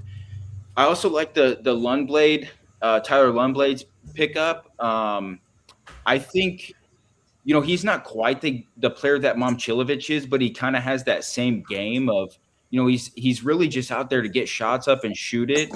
My only fear with him is just in 2 years at TCU, he didn't do a whole lot. But, you know, that was 2 years ago. He's grown a lot, obviously, at Belmont the last 2 years. I think he's going to be a fun player to watch. You know, he's a guy that, like, there was some smoke early that Kentucky might recruit him, and I was all for it because the kid can shoot the lights out. So he's a little bit different player than what Rick Barnes is probably used to. I think that's going to be fun. And then, Hammer, you mentioned it as well. I've seen they've been talking around with Money Williams. I've been a huge Money Williams fan for a little bit. Watched a couple games of his because he's an intriguing player. He's got a great story. So I think if they can get in on that, I think that would be that'd be a fun pickup. And like you mentioned before, a really fun backcourt as well. Yeah, because that's clearly, if you watched any Tennessee basketball this season, that the scoring was limited just basically to Jacoby Gillespie, Nate Ament the second half of the season, and then whichever forward could have an opportunity. There was no consistency outside of Jacoby and Nate. So, and I think based on who Rick Barnes has already gotten and who he's targeting based on what we know, you know, he's looking to correct that this year because it was painfully obvious we were outgunned. But most people were with Michigan. But it really exposed a weakness that we were very limited in scoring. Not that it was a surprise. T and I talked about it and lamented it all season long. So, you know, if these guys can just play a little bit of defense and pick up on what Rick Barnes likes to do defensively, schematically, it'll be a fun team to watch for sure. I'm not as concerned. I'm sorry, Drew. I'm not as concerned, not as Hammer in particular, but like everybody is kind of focusing on the fact like, hey, Rick Barnes is trying to move towards more offense away from all these defensive guys. But what I was saying all season is everybody was still giving the defensive effort that you expect from a Rick Barnes team. We just didn't have the defensive skill that we're used to having from when we had Meshack, Zakai Ziegler, even Josiah Jordan-James and Yeeth Pons, all these guys, right? So I'm not necessarily as concerned. I don't see as much of a fall off coming anyway, because we're already coming off of a season where we didn't have that elite caliber on ball defensive player anyway. Yeah. So at least these guys can offset it offensively, and as long as you buy into the team concept, you should be able to hold dudes or give other teams enough problems. On top of the fact that we theoretically can score better than we were able to this past season. So, like, I know we're making this shift, but we didn't really have that defensive talent this year anyway. Yeah, we certainly didn't have the numbers. Yeah. I think back to your point too is like Rick Barnes has been doing this so long at Tennessee that like almost you almost trust him to coach the defense. Yes. If he can have some just like pure offensive guys, I think that's like a perfect mix. I think it's something similar. You've seen it the last few years from TJ Otzelberger at Iowa State. They were a very similar program when he first got there, of just defensive-minded, hard-nosed, kind of what you think of Houston. The last few years, he started to bring in some really good offensive talent. He's changed some stuff to the offense that's allowed him to kind of take this step, and that's why you're seeing them. I know obviously the Joshua Jefferson injury kind of hurt them in the tournament, but you guys knocked them out. But I think you're seeing it like their program starting to grow. And I think over the last few years too, although the numbers might not say different, I think Tennessee's offense has been better than what we saw like 4 to 5 years ago as well, just from the stuff they're running and just some of the way that they play offense, I think is better. So if they can get some more just offensively gifted players and trust Rick Barnes to do some stuff defensively and teach them how to play defense, I think that's better for the Tennessee program than, what else they could do. I agree. And that's why I think everybody's pretty excited about this shift finally away from offense. And Connect is kind of, to me, a prime example, right? I mean, we had Zakai Ziegler there, but Connect is pretty close to being a statue defensively, and he didn't really get exposed too much. So I think as long as the team concept defensively is there, we'll be okay. With Day, at first I was concerned because his style is kind of a tweener style. He's not a point guard, but he's only 6'2". And I think it was Juice who brought it up, though. Vandy made it work with Tanner and what's Duke. Miles. Thank you. Miles. Yeah, Miles. So I mean, it can be done. I don't want him to be a point guard for us. I want him to be somebody who can go get a bucket. That's what we were lacking this year. So I'd rather him play off the ball. And I think we see generally what happens. I mean, Jacoby kind of figured it out, but with y'all in Aberdeen, right? Like, he's a scorer, and he was forced into the point guard position, and it obviously was clunky. Like, Aberdeen can play, but it just wasn't his fit. So I don't want us to try to force Day into that, because I think a similar thing would happen. Like, let him be off on the side on the wing, opposite of Lundblade. Lundblade's guy Lundblade will give you space, right? They can't cheat off of him. So if you're on one wing, you got the whole middle of the court to get to. Keep them off the ball, in my opinion. And then if they help, you got an easy kick out to one of the best, most efficient shooters in college basketball. Exactly. So I hope we don't try to force him into the point guard role. And from my understanding, we're still trying to pursue point guards, so I don't think that's the plan.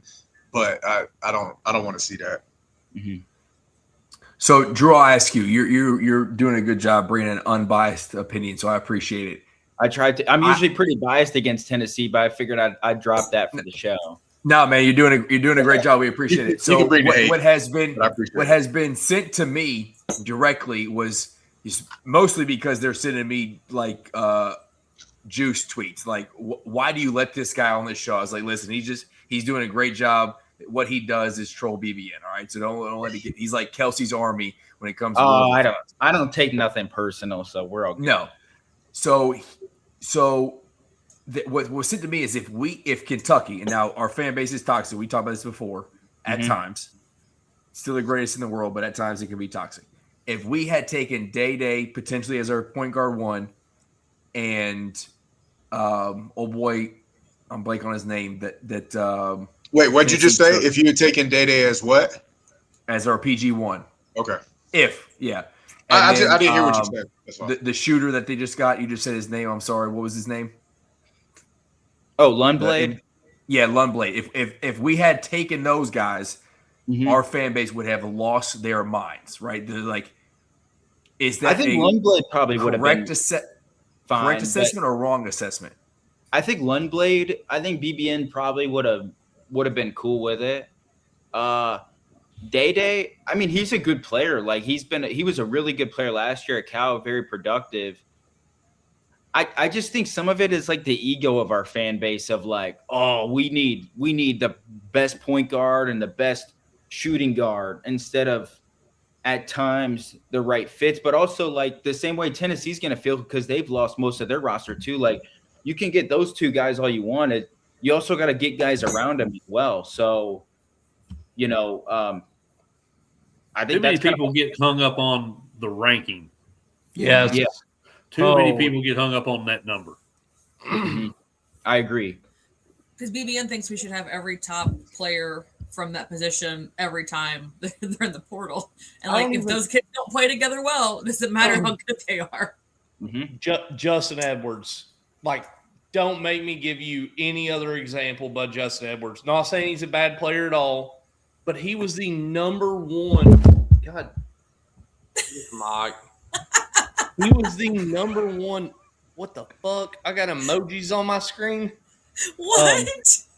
Anyways, sorry, we just had a nuclear event at State Line headquarters. But Justin Edwards was like going to be that dude. Like he was going to be Anthony Edwards. He was going to be Trey Lyles. Like he was going to be that guy. He had 2 good games his entire time at UK, but he was one of them against Tennessee. Yeah, one of them was Tennessee. That was Alabama, right? The other one was Alabama. Yeah, he didn't miss a shot. But Justin Edwards had like 2 good games, and he was the number 1 overall high school basketball player. And look at DJ Wagner. Yeah. My guy's about to go 4. Like all those guys. Wagner's about to go 4 and none. Reed Shepherd, London, Kentucky's very own, is right now a problem in the NBA. I'm not calling him this because I'm a good guy and I'm a Christian, but some people are calling him Cocaine Curry. Reed, like, that's the problem with high school rankings.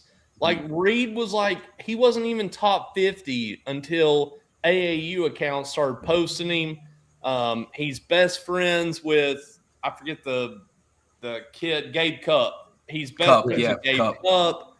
Who's in the transfer portal right now? Oh, he's not at Ohio State? Oh, he's back in there?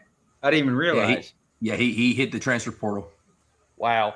But he and Travis Perry could go to somewhere together. Like, the thing about it is, hold on, I'll get to it after this.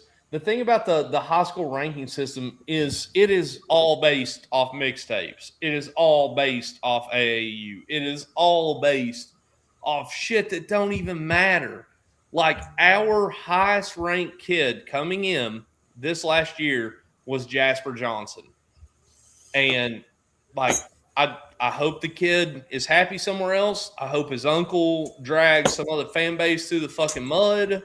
Yeah. But, like, there will not be one tear shed over Jasper leaving. He had no business being here. OTE is ruining high school basketball. 100%. Yes. Dude, there was not a bigger Taylon Kenny fan than me. That kid, I watched him torch all of Northern Kentucky and Cincinnati as an 8th grader when I first moved here. As a freshman, absolute problem at Newport. Sophomore, like, he looked like he could have been playing college basketball as a sophomore. Sure did. And then goes to OT, and now we got all this dumb, like, dancing shit. And I'm glad he's somebody else's problem other than ours, because Kentucky would have fucking lost their minds if they'd have been stuck with this kid next season. Yeah. And Jasper is like the Dollar General version of Taylon Kenny. Please don't clip that. If you do, at least give me credit. But, no, and the thing of where he plays matters. Like, if he's legit going to Bama next year, like where they don't require him to play defense and it just shoot wherever you want to, that fine. Might work for him. It's not going to work. It might, yes. It's or North Carolina last year. Also, maybe I heard Arkansas is getting in on there. Like, I do not think he's fit for Cal. Yeah. No, I think not at all. That's more of like a spit in your ex-girlfriend's face deal. Like, probably, yeah. He, in my opinion, former relationship with Cal. Yeah, Cal didn't want him whenever he was at Kentucky. Like, that's the thing. Like, I think he ends up at Bama no matter what. Mm-hmm. And if there is a, like, 1B, to me, might actually be Kansas like the Taylor Kinney like connection, and there's a couple other like connections that he's got with that group. But I mean, God bless whoever takes that mess. I seen it's not good. The NIL stuff is crazy. There are kids like the AJ dude that was at BYU. That guy was worth the money they paid him. That dude is he is a freak. He is your old school LeBron. He's obviously not LeBron. Like he's your graduates high school and then he's driving a fucking Hummer and he's playing NBA basketball like 90 days later. Like same deal with there's a couple of those players that are good enough to just leave whatever shithole it is that they were previously at and go play NBA somewhere. I mean, Cal had one in ACUF. Like that kid was special. ACUF. I don't blame any of you guys if you've never seen a second of it, but we talked about it on the State Line Co podcast. ACUF statistically better than John Wall, better than Derrick Rose. That is insane. By a lot too, by the way. It's crazy. Like the eye test, to me, Derrick Rose number 1, John Wall number 2, ACUF number 3. It is not even close to that statistically, which is nuts. That just goes to show you how good ACUF was. But there's several guys that are coming along that are good enough to go straight to the NBA. No doubt about it. But like again, the AJ kid at BYU, one of them. Tyron Stokes, one of them. Tyron Stokes has no business going to a college class next year. I'm not sure Tyron Stokes can spell or count, but that motherfucker can dunk a basketball and shoot it. Like, sorry. But when you play ball, to be fair, you don't need to be able to spell or count. Just put the ball in. You got to know where to go on the court. If you can't count dollars, it don't matter. Like, as long as he can count to 3, 5, and 8, he'll be fine. They make money counters for a reason, though, right? So, like, you don't have to have counting dollars. Just throw it in the machine. They'll do it for you. So the folks who don't really care about Tyron Stokes to Kentucky to Tennessee, what do y'all think about? There's a lot of eggs in the Tyron Stokes basket at Kentucky. So, like, yes. T, I'll go to you. What so many reasons about too. him? Yeah, I mean, the dude is special. I've talked about it multiple times. Like, I just like this. This is a win for Pope, recruitment wise. It's a ripple effect of like just getting a top guy. But like, T, you watch someone like that play, but there's also the aspect of, do you worry about him coming to here and being a problem? And I say here, I talk about Kentucky, obviously.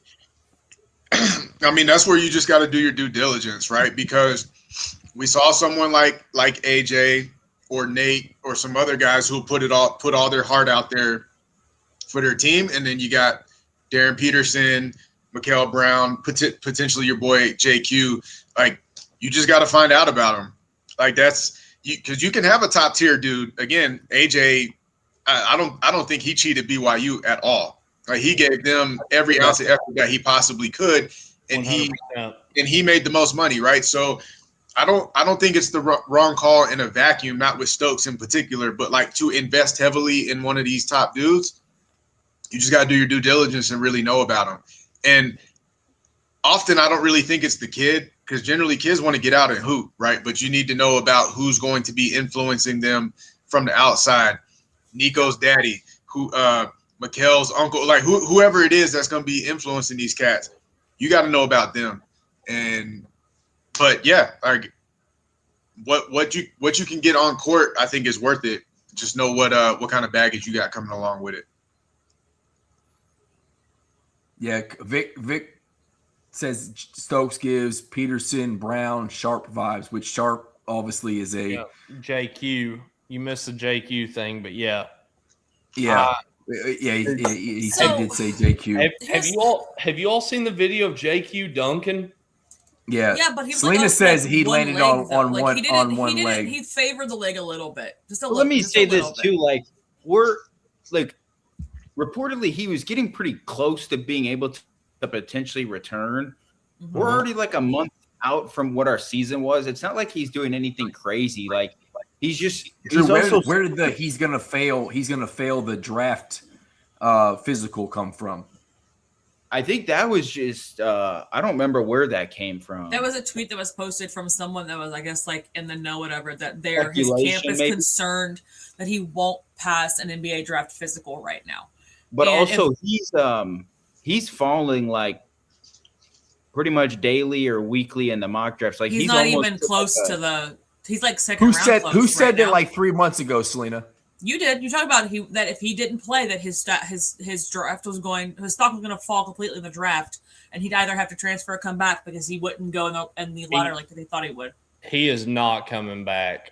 Oh, I know. No, I don't think he comes back either. He'll go no matter what. He won't be a top 20 pick. No.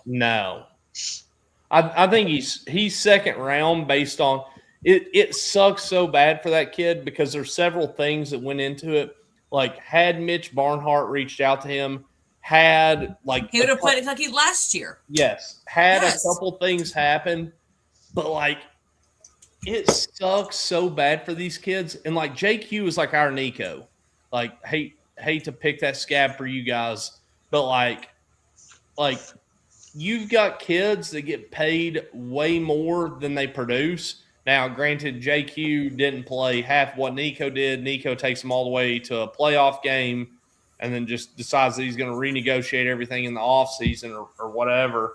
But JQ, to me, like once he goes back down the second time, tell that dude don't even come to the games. Like, go to physical therapy. Go do something. Because wherever and whenever you're doing something other than playing, your dad is tweeting. And I'm better off tweeting than your dad. Like the stuff coming out of his dad's thumbs is wild. I mean, just stupid. Like, just fucking let these kids be kids. Like, they're making way more money than anybody ever made in a McDonald's bag or a Nike shoebox ever made. Like, let them make their money. Let them be kids. Like, quit tweeting for the love of God. And, like, some of this stuff would play itself out. Like, Derek Johnson on Facebook every 3 days, I got ants that say less shit than that dude.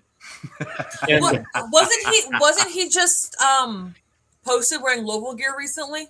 Probably. I think he was. I think he like posted some bullshit. He like, posted a selfie of himself like all the down Louisville gear, and I'm like, Derek, his nephew got paid over $1 million in a Cybertruck to not sit. Be. Me and Rando could have made it over half court in that last game, and like I got no left hand at all, and I'm not like Jasper's a good kid. I've been around Jasper. Like, I mean, he is a good kid.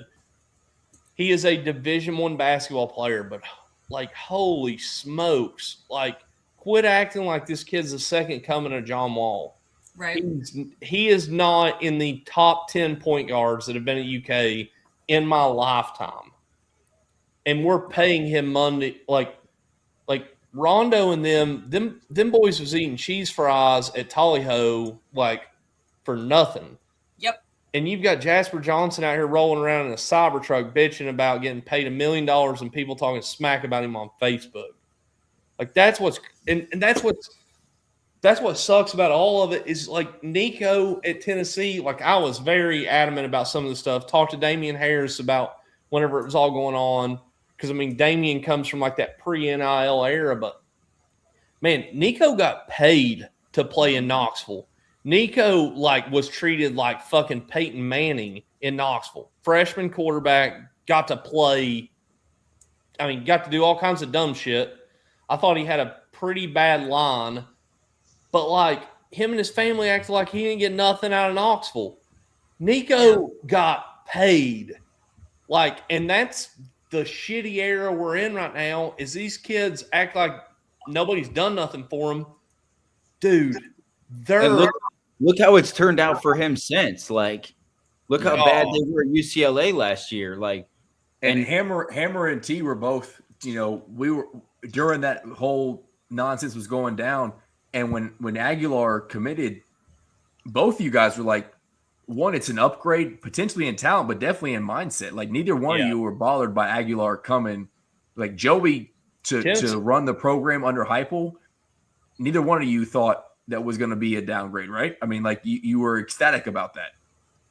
Go ahead, Hammer. Yeah, I said the day that Joey Aguilar signed, I was actually on a show with Pigskin Petey, and I said then, we just upgraded at quarterback for two reasons. One, he's got more experience, and two, he wants to be here. And, you know, I don't necessarily know that the volleyball player didn't want to be here as much as his clown dad wanted more money. That's what it was all about. He got some horrible advice, direction, and, you know, mouthpiece in that whole deal. So they seriously overplayed their hand, and then they get to take a pay cut to go to California. Significant pay cut. Very much so. So my factor in taxes. Yeah. So I didn't know if I thought it was an upgrade with Joey because I didn't know anything about him. My whole thing was just I wasn't tripping that Nico left. Yeah. Like I wanted Nico to come back. I was excited to see what growth that he would have had his sophomore season and all that, but he didn't do enough his freshman year for me to trip for the fact that he was leaving. That was my whole thing. Like, hey, would have been cool to have him back. Not a big deal that he's leaving. I think we'll be fine. I see Joshy Boy said Joey was a failure. I thought Joey's on-field performance got hyped up a little bit more than it deserved to by the fans, but I also give him a lot of grace thinking about how the fact that he came in after spring ball, and the big difference for me is the fact that he was throwing with a tumor in his arm all season. Yeah. That once I found that out, because I used to say it on the show, like Joey's passes across the middle were he never led his receivers. They always had to turn to catch him. Not enough always to like impact things and they could still run after the catch and all that. But that's what you want from like stellar quarterback play. So I thought his play maybe got elevated a little bit more, but I was really happy with the way he represented the university. His mom was great. I would have loved to have seen Joey come back this year. I ultimately thought it was an upgrade over Nico. But I do think his play got overhyped a little bit. But circling all the way back to what Colin's talking about, and this goes back to my answer with what you were saying about Stokes. Nico's the 5-star. He's got all the talent. Whoop, whoop, whoop, whoop. Go ahead and invest in him after you do your due diligence about the people around him. Yep. And obviously with him, for us, like Boo Carter and his mama and like these guys that are just getting really poor influence and leadership from the circle close to them is really who you got to find out about. Yep. Generally, I don't think the kid is going to be a problem. These and it's there's not a demographic that it is like specific to football, basketball, like white, black, any of that nonsense. The camps around these kids can be the most beneficial to them or the most volatile toward Correct. them. And it is crazy to see like some of your best athletes in the entire world just get like some horrible personal advice. They get awful. It's crazy. And this kid's a terrible example, but like little Gronk or whatever that little kid's name is, Baby Gronk. Holy smokes! I'd rather have no dad at all than his. Honestly, I feel so bad for him. Like I really do. Like crazy. I feel terrible for him. That's true. Because like his dad has made him like just he's so toxic. Well, the kid doesn't stand a chance now, right? Like he stands no chance at life right now because of his dad's behavior. That's the problem. If that kid really does turn out to be like 6'5", like 210 or 6'5", 200 pounds, and could catch the flu in July. Like that kid, his dad and his social media presence He's committed to every college in America. He committed to Berea College and Union College the other day, and they don't even have fucking football teams. Like, by the way, Colin, that will be clipped. By the way, okay, that you'd rather have no dad at all than his. That will be clipped and posted everywhere. Hey, shout out Jay McClure. My dad gave me great information. He was like, "You are 6'4", white, 160 pounds, and you can't touch the rim." He was like, "You better learn to read, write, and count, because if you can't do any of them, you're hurting." That's funny. Yeah. This will be a side note, but since you said Gronk, it made me think about it. So when me and Rando went up to Super Bowl media week, dudes are everywhere, and Gronk walks right in front of me, like I could reach out and touch him. So I was like, "Yo, Gronk," and I was not prepared for him to be a good dude and like look at me and be like, "Yo, what's up?" So he walks by, I'm like, "Gronk," and he's like, "Yo, he stops and he's like, "Yo, what's up?" And I just completely froze. I had no follow-up commentary or comments. So I was like, kind of like if you go shoot your shot at a super pretty girl and she gives you the time of day and you're not ready for it. That was me with Gronk, and I didn't know what to say and I froze. And I ended up just like blurting out, "I'm a big fan," or something. And I was just kicking myself for the next 2 weeks. I was just like, "Big fan. This is like the best tight end of all time. You got an opportunity to say something to him." And I froze. You did get to chop it up with two great Tennessee quarterbacks, though. Yes, I love that. I did not freeze on those. But I knew about them. So I had conversation ready for them. I didn't know. You know who was not a good dude? Cameron Hayward. He was not a good dude. No, he wasn't. Dude, he was not.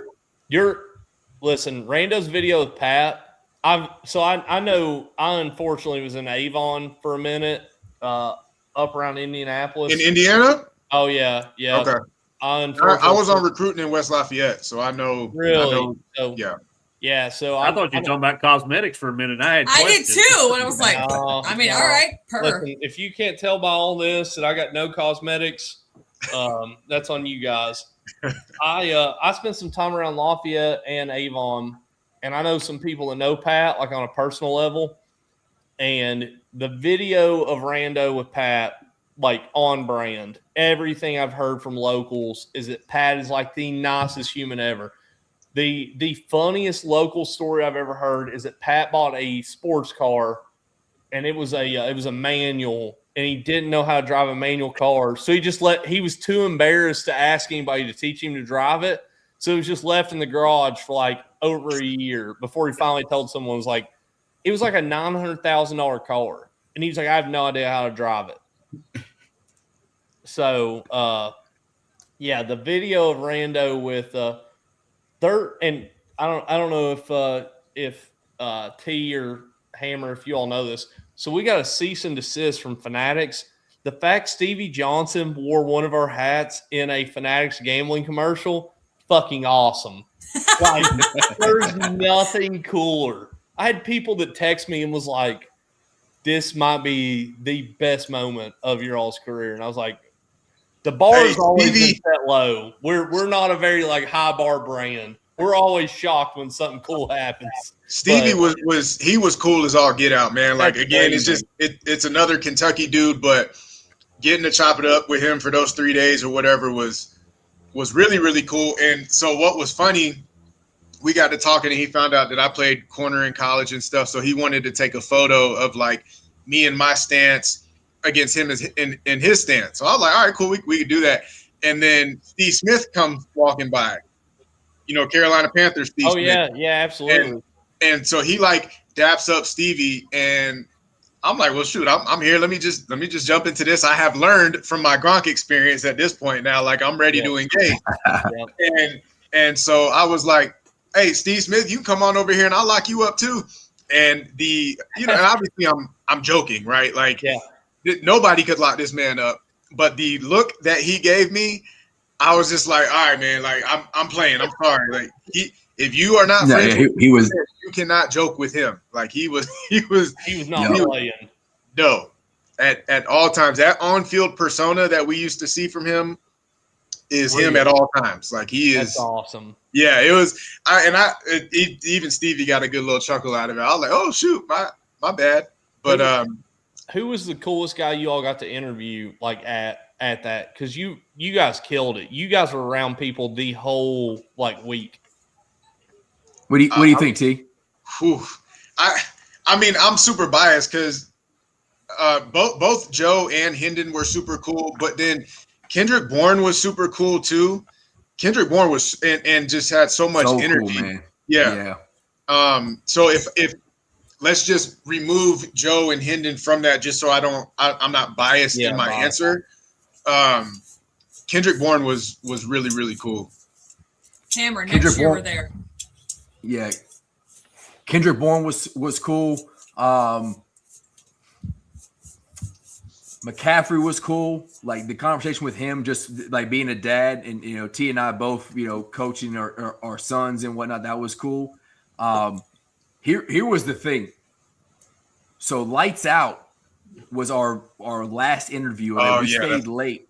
Yeah, Shawn Merriman was our last interview, and we stayed late, and everything on the last day, because Thursday was the busiest day we were there, and everything failed. The internet, everything we had was failing, and I'm in like a legit sweat trying to get everything going. Shawn Merriman is like waiting for us, and he's talking to his agent of like, hey, I don't have anything else going on. He's sending his dude, his guy, to like go get him chicken wings. He's like, I got to eat before the next thing. I got nothing for like an hour, but like I'm tired of waiting on these dudes to try to get this figured out.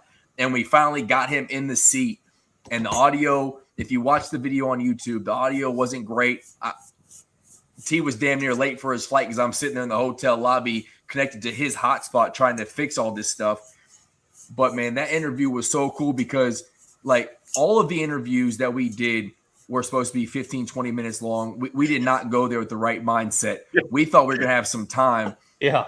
And what we're trying to ask, and one, I'll give all the credit to T. We got some really, really good answers from these guys because T was digging into origin stories. He knew where all these guys came from. Like he was asking like, hey, how did X, like where you came from as a kid, affect you? And Lights Out gave us a longer interview than we expected.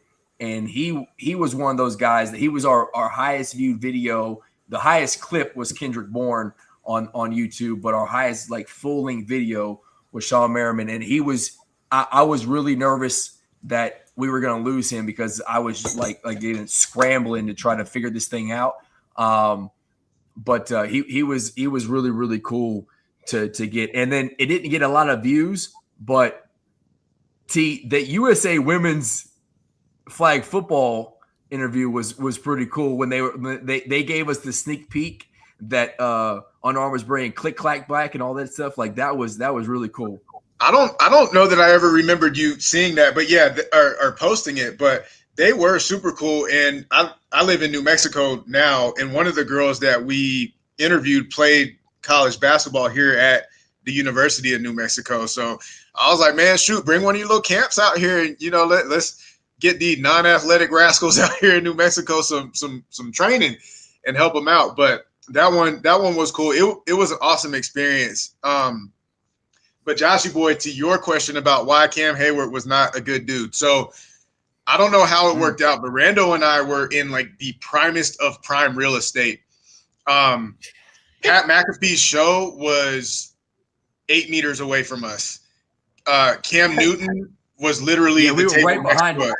Yeah, I hollered at Cam Newton because he was going too crazy.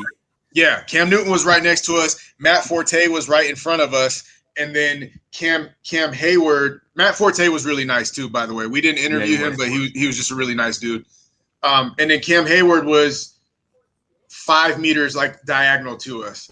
So we were in this lull period, and Cam Hayward was literally just sitting there. He had a couch set up, and he was just, sitting back, hanging out, chilling. Now he wasn't talking to anybody or anything. And Randall was like, "Man, Cam Hayward is right there. You think he'd give me a picture or whatever?" And I was like, worst he can do is say no.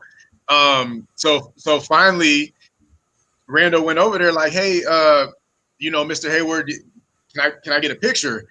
And then Cam Hayward was like, nah, I'm not really feeling it. Let's revisit this later on. Okay, cool. Like, obviously he's entitled to his own space and all that. But he proceeded to just sit on his behind on that couch and not move or talk to anybody for 2 hours after that. Like, bro, you can't take 5 seconds to take a picture real quick. Like, and it wasn't even for me. Like, so my deputy chief. So for what I do, my second in command, he's been at camp at the MCRD for 15 years. He's a Yinzer. The dude's from Pittsburgh. He's a diehard Pittsburgh fan. Like, he's a Steelers fan through and through. All of his office is nothing but Steelers and Penguin stuff. So like, it wasn't for me. I could give two damns about Cam Hayward. Like, obviously he's going to be a Hall of Famer.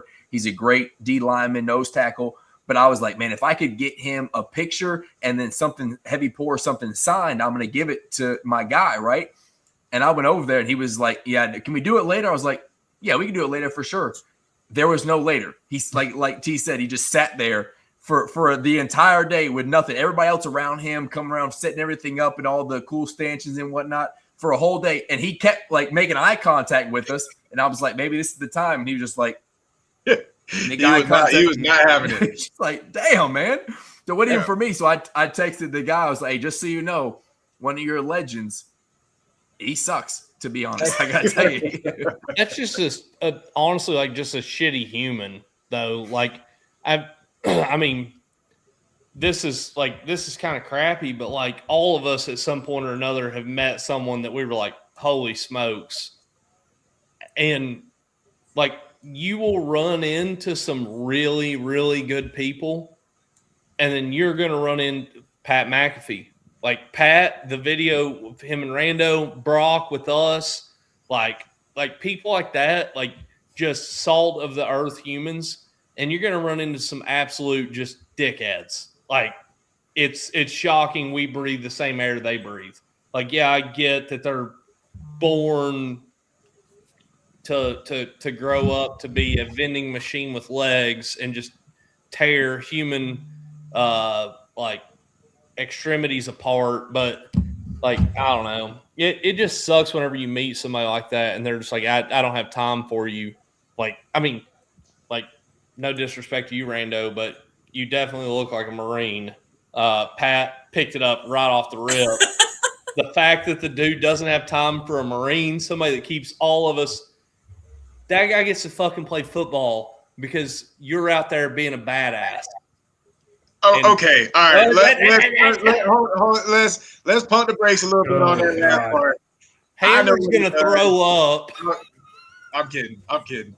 But all of you guys, all of you military guys, like people like that should, and listen, not glazing you guys, but like, professional athletes should do whatever the fuck you ask them to do, like for a picture or something like that. Like, that's the least those douchebags could do. I mean, and that was kind of my thought. Like, hey, obviously you're entitled to your own time and space. There's not that much skin off your back to take 7 seconds to take a picture. That was just my whole. Particularly when you did nothing for the next 2 hours, literally you're nothing. Not asking you for didn't interview anybody. You're asking for a picture. Yeah, it's also not like he's not always on camera, anyways. Like he's always on camera. Like I walked around when we had some free time, and I ran into Amon-Ra St. Brown, and he was getting ready he was wearing his Little Caesars hoodie, like he was getting ready to do a hit, and I was like, hey, Amon-Ra, my son's a massive fan. Can I take a picture? He wanted to say no because he was getting ready to step. Like I talked to him, he's like, dog, I'm busy. But he was like, he took a second, was like, yeah, man, I got a second, take a picture for you. Like, that's what it is. And I get that. Yeah. I caught Devin Hester like that. Devin Hester was walking by. I was like, yo, DS, can I get one? And then his initial, I saw it. His initial was no. And then he was like, all right, I got you real quick. Yeah. And then, 3 seconds in and out. Like, yeah. It was good. So fun fact, have you guys ever meet Cal? Like do like a signing with Coach Cal? Mm-hmm.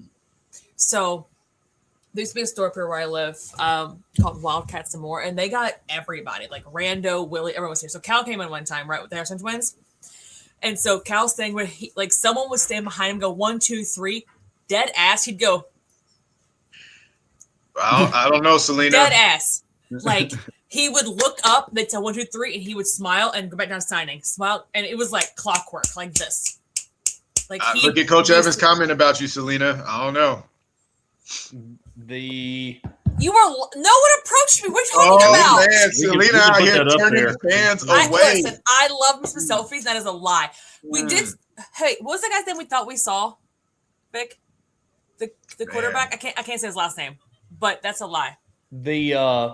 So growing up, London, Kentucky, I was bow hunting during the rut, and I watched the Reed Shepherd commitment on my phone. His dad, Jeff, whenever I was a kid, I would fight the neighbor kids to be Jeff Shepherd. I didn't know that white guys could dunk outside of Jeff. So I was just convinced that if you weren't Jeff, you couldn't dunk. And the denim game at UK, we're giving out denim towels. We dropped the unparalleled tradition hat. And I walk up, I see Jeff Shepherd in the room. Like, you've got Sean Woods, you've got like that whole Pelfrey, all those people are in the same room as we're in. Walk up to Jeff, and I'm like, hey, man, can I get a picture? Jeff doesn't even tell me no. Some other guy steps in and is like, Jeff doesn't have time, blah, blah, blah. And I'm like, I am from this man's hometown. It was like, and they were like, nah, he ain't got a second. And I was like, and like, I've chopped it up with Aaron Harrison, Tex Willie Cauley-Stein, but Jeff Shepherd, a dude from my hometown, couldn't take 10 seconds to get a picture with me. And which they ended up, Jeff was running late. He'd like flown in from Houston. They had to hand him the jacket and all that. But I was like, dude, we couldn't have even got like a selfie, even if it was a bad one. Like, I don't know. Yeah. It can be a bummer sometimes. The coolest, and this was when I was so I'm a military brat. So, Tennessee is home, but I've lived a lot of places. And we were stationed in Osan, South Korea at the time. And this is Kobe time. Kobe came over there and he was on base and like just doing some stuff for all the troops. And like he did a little dunk show for everybody. And then he was at Yongsan, so it was an army post up there. So at the post exchange, which is like, if you don't know, like the non-grocery part of Walmart, basically. He was just there signing autographs. And Kobe is Rando's guy. So and I got nothing but love for Kobe too. So I love being able to tell this story. My little brother was still back in Oak Ridge, back in Tennessee. And so Kobe signed a hat for me and a basketball. And then I was like, hey, Kobe, my little brother is back home in Tennessee. Will you sign this? So he signed 3 different, we got this line of 3,000 people.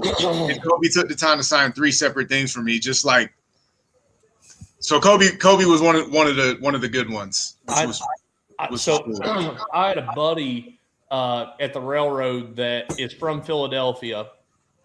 And he was up there, and apparently there's like a local restaurant. It's like a Philly cheesesteak place. It's like locally famous. And my buddy Pete said that he was in there and Kobe walks in, said like clearly with security, like some people that are security, some people that are badder than security that ain't dressed like security. And Pete said that he walked up to Kobe and everybody gets weird for a second. And Pete's like, man, huge fan. Like me and my brother grew up like here. I went to high school, the same high school you went to. And he said Kobe sat there and talked to him while they were waiting on Philly cheesesteaks. That's cool. And I was like, and because we were talking like MJ's my GOAT, but like if I had like a GOAT to me, it's Kobe. Like Kobe and Shaq were that I grew up in that era of the Lakers. And I was talking to Pete about it one time and he was like, dude, he's like, Kobe was like that guy. He's like sat and talked to me for like 15 minutes, signed. He's like signed everything but my fucking Vans. And like that's what sucks about like famous people is you'll meet some really, really good ones and you'll run into one that you're like, dude, what? Like you breathe the same air I breathe, dog. Yeah, Colin, what you need to do is have Jeff do your finances, because I got a picture of Jeff and Reed because he manages my, Papa Rando's finances. That's all you got to do. You just got to hand him over Dude, to him. I know where the Shepherd complex is. What is crazy, and I got to give Jeff his flowers. Like when Reed committed to UK here in Cincinnati, I was telling some of my employees, I was like, boys, if you do not know Stacy Shepherd, get to fucking know her. I was like, Stacy Shepherd, like in my hometown after church, after the Shepherds leave Faith Assembly up on the hill, they're going to Mexican every Sunday. And there is a line of people to talk to Stacy Shepherd, and Jeff Shepherd gets to sit and eat lunch undisturbed. And I tried telling people, and everybody's like, oh no, Jeff, MOP 98, blah, blah, blah. Like the flying white or whatever they called him. Nobody called him that but me. But I tried telling folks, I was like, Stacy Shepherd is going to steal the show. And nobody believed me. And then it was like the first basketball game that Reed played in. They were like, Stacy Shepherd, 5'6", white.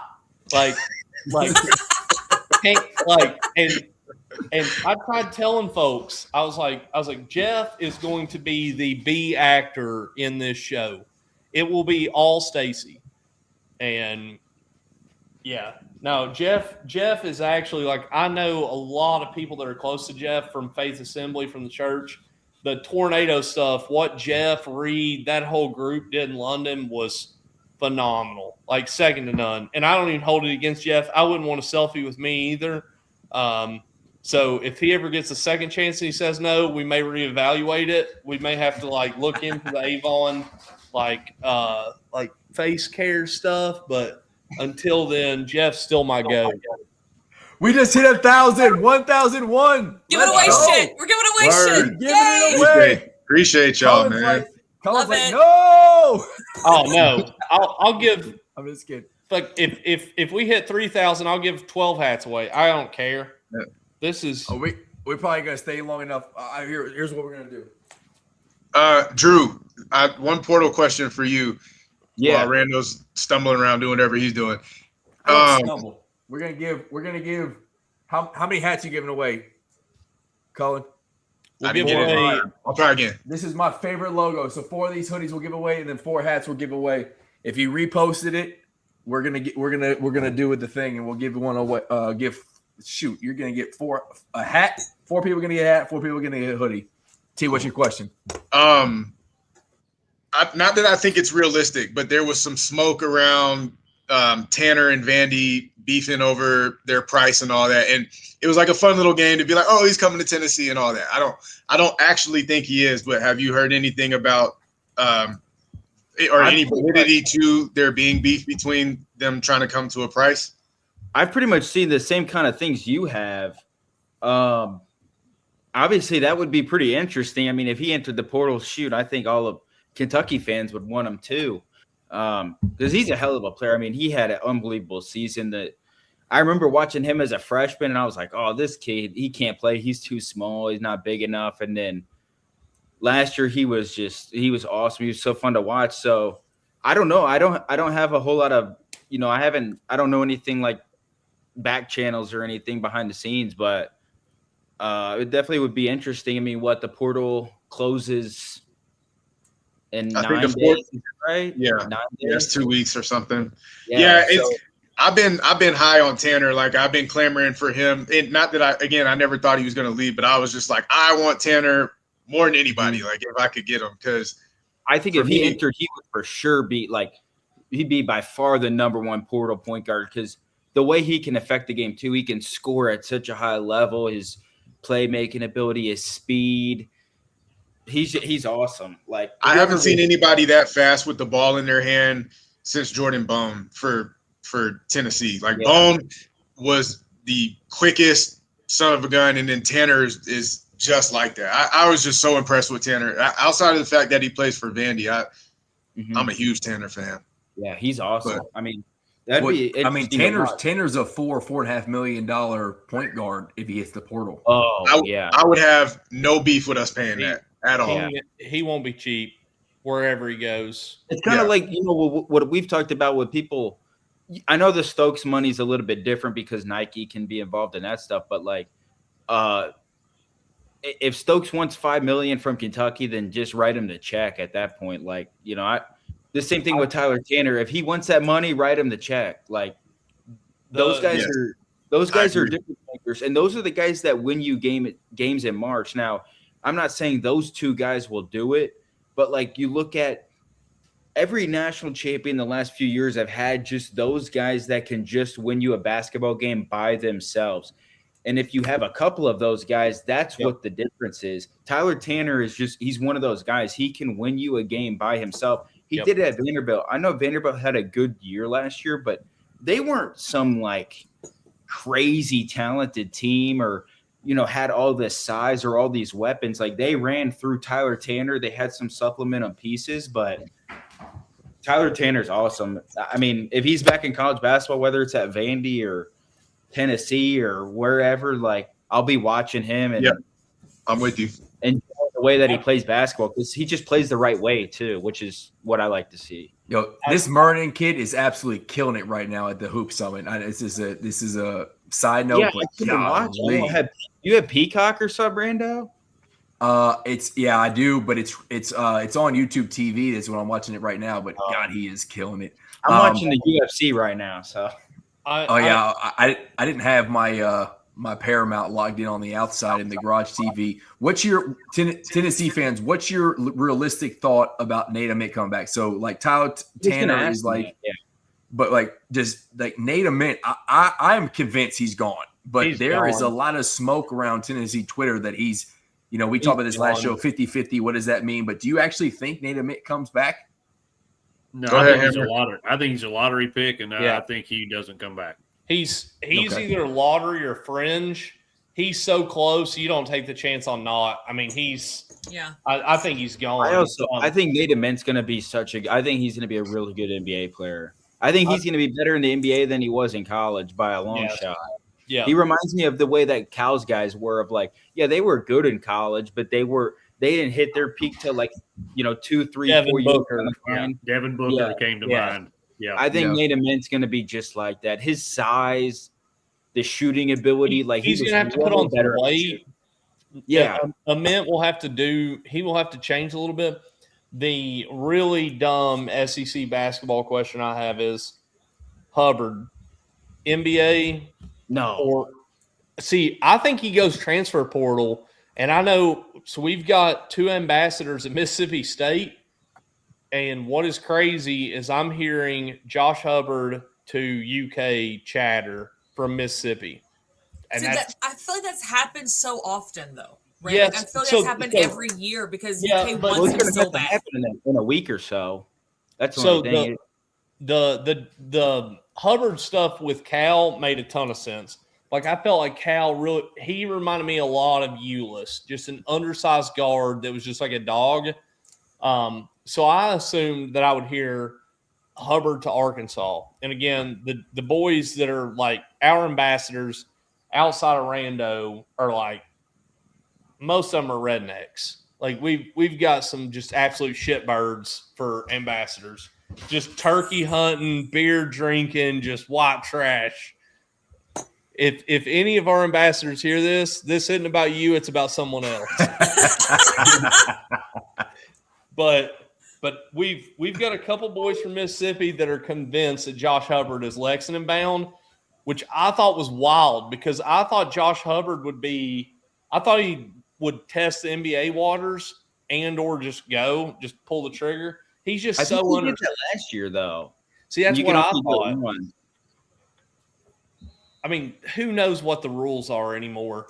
I mean, we've got Denzel Aberdeen that's like my age that's talking about playing his eighth season at Florida. Think of Cameron Fletcher. I grew up playing against Cameron Fletcher because I'm from St. Louis, and him and Caleb Love used to play down and smack us in a city league that we used to play in. But he when he committed to Kentucky, I was so excited for him because I was like, this dude's from my hometown going to Kentucky. Like, this is dope. And now he's playing. This will be his 7th year of eligibility. Like, I know he's had, I think, 2 ACL surgeries and some other crazy. Like, he's had a wild career, but did he's 24. Did any of you guys see where the NCAA is talking about going to a, like, no matter what, 5 years max? Yeah. I think, to me, I think that's genius. Like, I think, like, I don't even it's really shitty for a kid, but I don't even think let a situation where a kid gets hurt like in 2 seasons that he gets like a 6th year. Like, I think at that point you're just like shit out of luck. Like, that sucks. At 23 years old, like, you either need to be playing for the Lakers or you need to be bagging groceries or like working at Enterprise. Like, figure it out. Like, so my only caveat to that is for the guys that, like, the Mormons, right? So like Colin Chandler, whatever, they have to go on this 2-year. Yeah, but they do 2-year mission trips, so they get 5 years after that 2 years. Yes. No, their rules would stay the same. Yeah, their rules would stay the same. See, I think, like, so I guess I think it's after your first year that you play basketball. Like, and I'm not Mormon. I'm way not devout. I'm not even close enough to devout. You're not Mormon? I wouldn't even guess that. Listen, I would take a second wife. My wife would just fucking kill her. I must spit my drink down. Holy shit. But like to me, and I think Muslims do something similar. They don't do like the same like 2-year thing.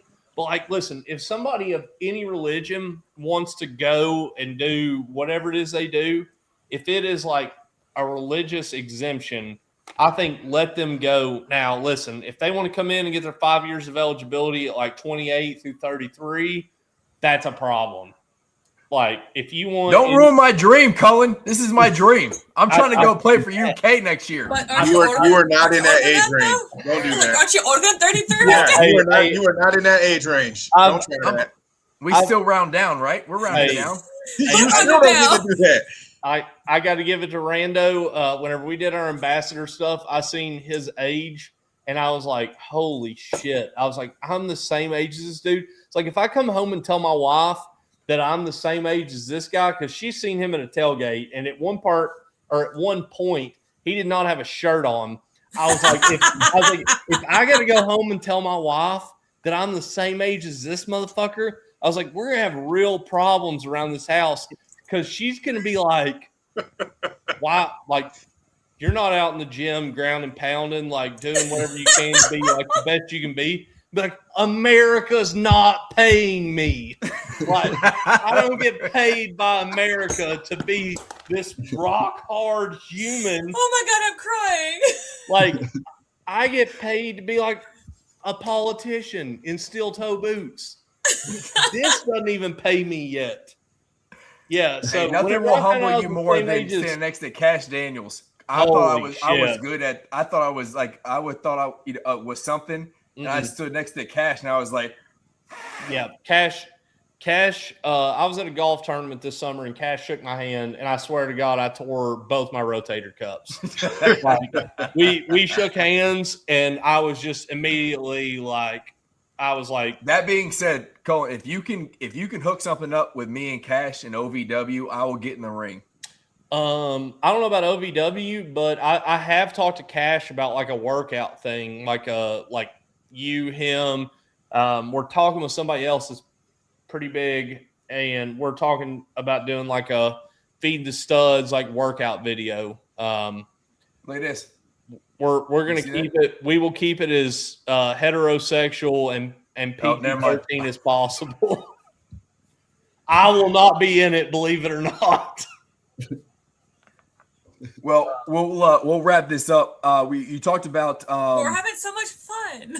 I know. Well, I mean, we'll go as long as we want to. I mean, we still have our final call they have to go through, which is if Hammer gets a go, he's going to be the funniest. I cannot wait for Hammer's last call. But Colin mentioned I did get to talk to some folks who were working with JMI and agents who were dealing with players. Yep. And I'm going to paraphrase what they said, but I just want to give off exactly what I said, asked of them. So basically I was like, hey, I would love to know what's going on with JMI and some of the NIL things around UK basketball. He asked, well, what questions you have? Great question of him. So I said the biggest narrative surrounding the JMI UK deal is that athletes have to essentially sign away their NIL rights to JMI. Third-party deals, branding, negotiations, etc. are controlled by JMI. NIL is restricted to exclusive existing JMI partners. Is that accurate? Question mark. And then I went on to ask about like restrictions about basketball program and revenue, rev share, and whatnot. And again, this is just paraphrasing. I won't say the name. If you go look at my Twitter, you can probably figure it out. Yeah.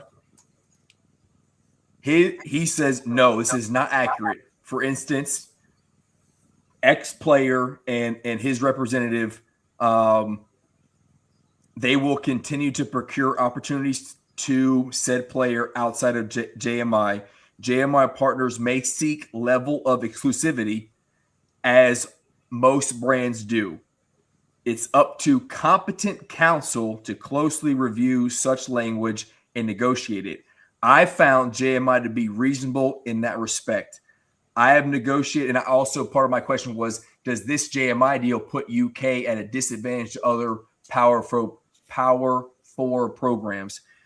He said, I've negotiated with practically every Power 4 school and their related entities. I do not believe that Kentucky is at a disadvantage based off my recent negotiations. So for those watching, a lot of, and this is Cud and Craig included, like that bum who wants to keep coming at me. I hate that guy. That dude sucks. But essentially what he's saying is. Do we know who that is? I think he works for JMI for sure. I am pretty convinced of that. But I'm pretty sure Rachel pays him. Yeah, she might. Colin, I know you can't say nothing. We'll exclude you from. I just thought I'd ask. Yeah. So basically, what he's saying is, yes, I think the JMI contract with UK has some issues, right? Or it has some exclusivity, like he said. There's some language in there that says UK and JMI do this thing. But if you have a competent dude who can go in there and talk about and negotiate a contract, then you can be fine of that. And this player, who is most likely, I would guess, coming back to UK, yep, is already worked that stuff out. And this player is worth a substantial amount of money, especially to the fan base. So I'm not worried about the JMI deal as much. I do think there's some things to work through, and I think it's different than what maybe this competent counsel, as he said, has dealt with in the past. You know who that is? Who's that? Like who's the competent counseling? Like, so what he's saying is, like, if you yes, he's referring to himself. He's also like your agent. Like, if you have a competent agent who can talk to JMI and work through the wording of the contract, right? Then, so basically, what he was saying is, yes, JMI will seek exclusivity of some things, which we saw with Owe, right? Owe hits that shot in the first game. Guess what? Now he's on B-Dubs commercials. He's on TurboTax commercials, right? What I think you have to negotiate is don't make Owe hit that shot to get these things, right? Or if you want local brands, like we saw Trent Noah on Donato's commercials. It didn't have Kentucky logo on there, but that's part of the negotiation, right? You're still getting paid some things. It just doesn't have Kentucky branded on it, which I think is the JMI exclusivity part. I can speak like intelligently on this. So like, and none of this is like hidden information. So we pay a certain amount of money a year to, if we have a commercial with Trent Noah can use his UK jersey.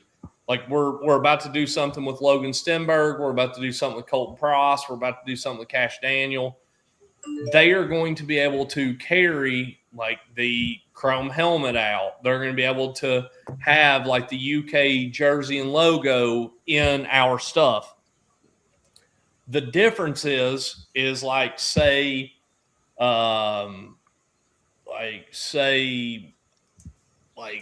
Agave Mexican restaurant wants to offer Trent Noah burrito tacos. Their stuff is so good. But imagine they want to offer Trent Noah unlimited margs and fajitas, and they want him to wear his jersey eating them. Unless they pay X amount of dollars, that's not an option. He can't wear his jersey in it. He can wear royal blue. He can wear white and blue. He can wear something with the state outline. I don't want to do everybody else's job for them, but there's ways to make things to where it makes sense. Right. But he cannot wear the UK behind Rando. He cannot wear the word Kentucky. He cannot wear the jerseys. And that's the stuff that everybody gets hung up on. But let me speak as freely as possible. These brands don't give a fuck if this kid has the jersey on in the commercial or not. Right. Like, I mean, Trent Noah is getting paid a fortune. I don't know the dollar amount. My bad, Trent, if you're getting fucked on the deal. But like he's on Fort Banks' podcast. I don't know who listens to it, but Trent's on it, and he does not have the jersey. They're paying him to be on there. There's another podcast that Trent's been a part of. Like these, I promise you, Stokes, if he wants to make money at UK through NIL, he will. What JMI is trying to circumvent is kids getting paid for nothing because I'm not a part of it. Hope I never am, but there will be an investigation in NIL for money laundering. It will fucking happen. Like what it was previously before the rules changed. Yes. There are kids getting paid to do nothing. Kids getting paid millions and millions of dollars to do nothing. That is not how e-commerce works. That's not how America works. That's definitely not how NIL was constructed. Like Paul Miller Ford can't give a kid a fucking Lamborghini and him never tell anybody that it came from Paul Miller Ford. I don't know how they would get him a Lamborghini, but like the problem right now, Mustang. Dude, if somebody gave me a Mustang, I would be pissed. I'd take a Harley Davidson F-150 right now. See, I'm hard on that Raptor R. Give me a Raptor R, and I will drive it through two That's buildings. I will drive it off Brett's fence on video. We'll figure out the me swimming to the shore part after. But the problem right now, and what JMI is trying to get away from, is kids getting money for no reason. And that's what's pissing everybody off, is because they're like, why don't we pay this kid $8 million to dribble a ball? That's not what name, image, and likeness was built around. Right. Like, you're supposed to have commercials with these kids in it. And a lot of the brands, to some extent, are being cheap, not wanting to pay to use jerseys. Like, I don't know Tennessee's situation because, like, 2 hours and probably 16 minutes ago, I said it. Bad Day Hat Company. Buy hats from them if you're a Tennessee fan. They are a great small business, good group of guys. I don't know what it takes to use Tennessee's logo and stuff for NIL, but at UK, you got to pay to use the UK stuff. And everybody's all been out of shape over that. We're getting ready to figure out what it takes to use Smokey because we got an AllUKBall logo that looks dope as hell that we're trying to roll out. So we will start making hoodies, polos, and core zips because Bad Day doesn't make them. And like I said, I would rather see an absolute douchebag that grew a small hat company into something than anybody spend $1 with a big hat brand. Like, and there come situations that you can't get out of, but after the hassles that we ran into really early on with the companies that manage these brands, I would never wish 1 minute of bad experience on Bad Day Hat Co., State Line Co., State Traditions. There's a Georgia Golf Company started doing Georgia Southern stuff, but like we'll dip into the Tennessee market with probably polos, hoodies, and quarter zips. And Smokey the Dog and the Mountaineer, like some of that stuff is like A1 day one. Like those are logos that are not utilized enough. Yeah, the Rifleman logo especially. You can't talk about Smokey with Hammer. Hammer don't rock with Smokey. I don't know why. Really? T loves Smokey. Hammer hates I love Smokey. me some Smokey. So Dude, Smokey the Dog is sick. It's crazy. Y'all got the fucking checkerboard trademarked. Did you all know you can't even do orange and white checkerboard without licensing? Yeah. I didn't know that, but I'm not surprised. Danny White gets 17 cents every time I say Tennessee, Vols, or Neyland on this program. That you all have, I hate to say it, you all have the best apparel in all of college sports. It is not even close. And that's Tennessee Hammer. Does that change with Adidas? Because when Adidas took it over before, it sucked. Yeah, we have more control over it this go around than we did last time. And if they'll just get the orange right and not have 5 shades of orange on their stuff, it should be fine. Their AD does not fuck around. I will say this: Tennessee's AD right now. I can't remember the guy's name. Danny White, yeah. Your all's apparel is him and Hammer are super close. They're they're like tight. Really? Yeah. Oh yeah. The apparel goes directly through your all's AD, whereas UK's is like very. It used to be a little more policed. Now it's not as much. But Tennessee's concept is more is better versus less is more. So that's why you guys have so many options that other fan bases don't have. Is they would rather royalty 500 brands than royalty 5. And so y'all stuff is going to keep being sick for, I think, Adidas won't, just like Hammer said. I don't know a ton about Tennessee, but we've talked to them already about polos, hats, and quarter zips, and we've heard that it will still be as fluid as it is right now for designs, stuff like that. I want to release a fucking Hound Dog hoodie so bad I can't stand it. The Smoky hoodie would go nuts. I'll be on it. Don't worry. T, I'll send it to you. You guys have experienced enough of rando on here with our cool stuff. We had like 3 Tennessee options, and I think we've basically nuked all of them. I'll send you the AllUKBall. So generally, I wear my hat from y'all. Yeah. On the show, my kids were still up when we did, so I had to just find a room, and this hat just happened to be on the bed in the room. So I just threw this one on because Richie gets on me if I don't wear a hat, then my bald head gets to glaring a whole lot. So I gotta cover it up, and this was just the hat by. But I love my hat from y'all. It's my favorite hat. I know. You said you're not really pumping Tennessee hats, but is the last time I looked at the State Line Co. website, the Tennessee Dad hat was still available. Do you still have those in stock? Oh yeah, I've got a ton of those. And that's what Hammer's rocking. I've been saying it for too long. I'm sending Hammer a Tennessee Dad hat. We're gonna get it to him.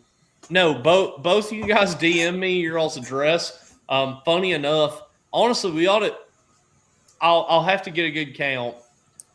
So our new 1/3 came in, and he's very like QVC. Like you just get a bunch of blank T-shirts and print shit on them. Like whenever it's hot. I have a ton of comfort color Tennessee T-shirts in my basement. They have never been on the website. They probably never will go on the website. They're black. It's got like the orange, like State Line Co. logo on the chest, and the back's like an outline. I'll send both of you 2 of every size you need, so that whenever you wear the first one out or cut the sleeves off of it, it's got a pocket on it, so I don't know how sleeveless it would go, but I'll send both of you guys some of the dad hats and the T-shirts that will never be ever recreated ever again. Oh, shoot. Yeah, nah, Joshy boy, I'm a catfish with the hat thing, man. All right, well, we'll go ahead. That's we'll dope, Lando, Colin. I'm all in on that. I appreciate that, man. Lando, Now- let me ask you a question. send it. Did you hear? Okay, in the chat that guy sent, or Colin, if you know, who is involved sitting at the table when the negotiations are taking place? Is it like Multiple Coach people. Pope? Is it like people? Coach Pope? It's yeah. Keegan, JMI, Yes. player's agent. So That's what I'm wondering. How many people from JMI are in that room? that I can't speak on. I don't know for sure. And listen, what does Big John say? All heart, not proud of it, man enough to say it. Like, I have no idea. I was a I was source. just curious if you had some experience. And I was a source one time, and I told Rando and them that BVG was not going to be playing, and then they played him anyways, and they almost fucking killed him because I told them that he was. It could not have came from any fresher of a source than the guy himself that was like, I will not be playing. I don't know how many people sit at those tables. What I do know is it was originally at least one person from JMI, Mark Pope. Now my understanding is it is someone from JMI, Mark Pope, and Keegan Brown. Big enough situations. I've heard that there's people higher in administration that would sit in on it. The one thing that I've heard very consistently about Tyron Stokes is that Nike's involved. Like Nike is like, this kid will not play basketball. And I don't know a fucking thing about Tyron Stokes, but if him or anybody in this camp has 2 brain cells, they're going to 1,000% leverage this no Adidas thing. I would get a $10 million offer from Kansas and go back to Lexington and be like, I'll play here for $12 million. So we'll have Tyron Stokes, we'll have T, we'll have Drew, Sass will be on the team next year. After we pay Stokes, it literally will be this podcast and Stokes. And we're going I'm gonna play for Kentucky. I'm sabotaging everything. I will gladly suit up for Kentucky. We ain't throwing me the ball then. We got You're sitting on videos the bench. of Steph throwing You sit it on the bench. I said I have no left Alabama. hand, but the jumper's still wet. All right, I can. I've seen your Instagram videos, Rando. You've still got it. The rest of us, I have one knee. Like my wife says, I could lose 20 pounds. Like me and Tyron Stokes on the same team is recipe for somebody to go to prison. Probably me. Here's the thing: I don't want to play if Tyron Stokes is on the team. I want in the locker room so I can just make sure me and Mo Williams he's going to play. But yeah, Stokes is like Kevin Garnett though. I think that dude is 1,000,000% a head case that Mark Pope is not even remotely qualified to manage. That's my biggest thing I'm worried about is can Mark Pope handle it? So I got a DM from a guy who watches the show a lot, and I won't say his name, so I don't know if he does one out there, but he's a big deal in the weightlifting world, but he's a big Kentucky fan. He said, "Can Pope handle Stokes?" And what I told him is that should not be a Pope problem. That's why you have assistant coaches. That's why you get a locker room presence from the portal. And I want everybody's opinion, but I really want to know T's opinion because I think him and I have the same mindset on this. Is like if it gets to Pope as the head coach as a problem, then he has a decision to make. But like there should be other people managing individual personalities, right? There should be someone who's dedicated to Tyron Stokes, making sure he is like he's that dog, right? I want a little arrogance on this basketball team. I think that's a good thing, but also it can't hinder the entirety of the program. If it gets to Pope, then he has to make a decision. But until then, there should be a locker room presence. There should be an assistant coach presence, whether I it's think that's Mo Williams. Maybe I agree. It's Mo Williams. It's Austin Pope if he comes in here. Mm-hmm. Whoever it is on the current roster who is keeping accountability of Tyron Stokes and keeping him in check and using all the good things about his personality to affect Kentucky basketball in a positive way. But when you tell me, can Pope manage Tyron Stokes? Like, maybe he can, maybe he can't. That shouldn't be Pope's problem. Like, he's got too much to deal with. There's other people in the program who should be dealing with this. It's like, and again, the reason why I want to ask T is like, this is a commander versus you have your other pieces of this all the way down to like, if this dude as a freshman's coming in, like, I'll talk Marine Corps words. If this Lance Corporal is an absolute stud, right? He's got all this training. He's a stud. He's super smart, but he's still that junior Marine, right? So you have to be able to manage him. And if it gets to the commander of like, hey, I can't figure it out, then I have to make a decision. But then there's a failure with everybody else in the leadership role, right? Am I wrong? No, I agree with you and Sass. Like, I think Drew, you posed the question, right? Mm-hmm. That was that you or Cullen? Which it was Drew. It was Drew. Yeah. Okay. Just about can Pope manage him? As soon as you said that, Mo Williams was my thought.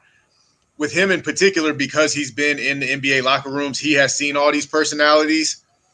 Like, and maybe it's just the way that me and Rando were trained, like with that Marine Corps officer thing. But you have somebody who's a hands-on person.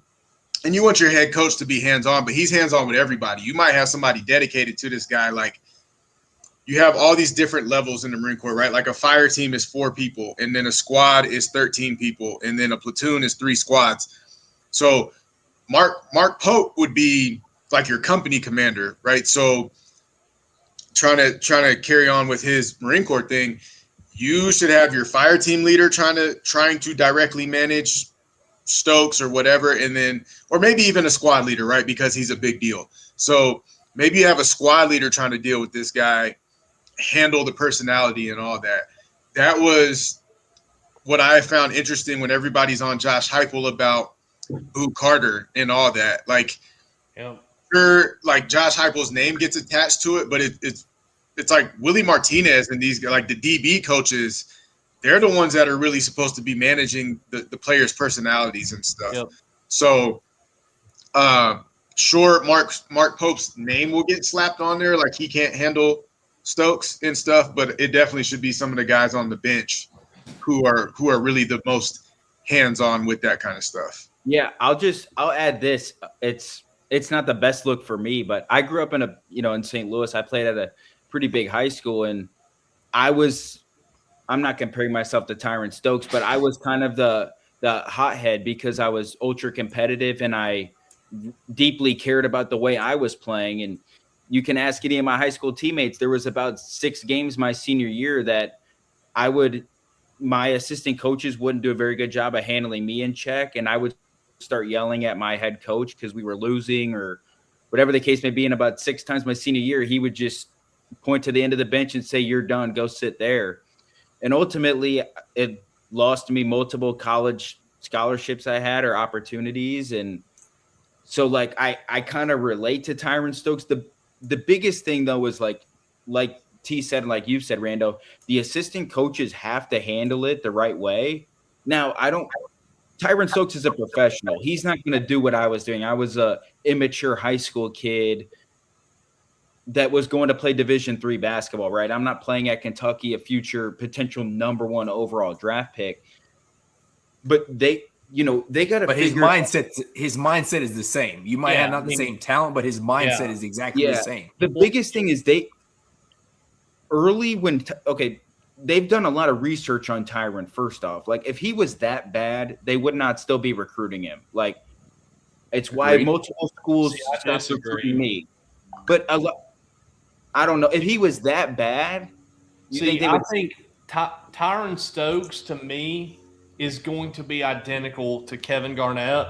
Because I don't see him much as like what we hear of like what Gilbert Arenas was like in his career of like fighting teammates, the gun story. Like the way I see Tyron Stokes is like like we better show up and we better win. And like I expect to play well. And I have this killer mentality. I don't see him as being this guy that he's sort of perceived to be of like, See, squaring up in the locker room. And I don't know about like bringing a gun and like gambling on the plane and all that. Yeah. Like, I don't know if you all have ever seen the clip of Paul Pierce talking about Kevin Garnett. They were playing someone. Man, who was they were playing? And Kevin Garnett was convinced that the guy had like called him like a slur or like and like had like said some stuff, and everybody around him was like, he didn't say any of that. But it's like in Kevin Garnett's head, like that's his way of being competitive, is just being a psychopath. MJ was like that too. He would like Yes. trick his brain into like, that was Dirk, Colin. Yeah, it was. Yeah, that's right. It was Dirk. Yeah. Kevin Garnett said that Dirk called him the N-word, and they were like, "This guy barely speaks English." Yeah, and Dirk also has a black wife, so like, I mean, he's probably not really. Yeah, that's crazy. Yeah, but like my thing with Stokes is like, I'm not that. If Stokes brings a gun on the plane, that would be one of the most progressive things that he did. Like, Jesus Christ. I don't want him to bring it, but if he did, that would be a sign of life. But like, I could for sure see Stokes being like that dude that's like, yeah, man, my teammate is like some stuff that went on this year at UK. If Stokes was there, would not fly. Like, if rumor gets out that you're with Stokes' girlfriend, you are now Stokes' girlfriend. Like, I could see that dude being like just absolutely I hope he plays here, but I just hope we can get him on some medicine or get him somebody that controls him. They just got to do, if he does come here, they got to do their jobs like immediately of like learning how to manage his personality on the court, off the court, trying to help him like mature if he needs maturing, figuring out like who that guy is. Like, is Mo his like guy? Is it Mikhail McLean? Is it, who is that guy? Mo. And if he shows up and plays, it won't be as big a deal as if he shows up and things don't go well. If next season is Pope's last season and Tyron Stokes is there for it, it will be Chernobyl. Yeah. This is either going to go so great or it's going to go so damn bad. So I'm thinking about what you were saying about when you were popping off with your assistants and then the head coach makes the decision. To me, that's the way it should go, right? Like your assistants tried to do everything they could do and eventually gets to a point where they're like, hey, and then the head coach makes a call. So they try a couple times.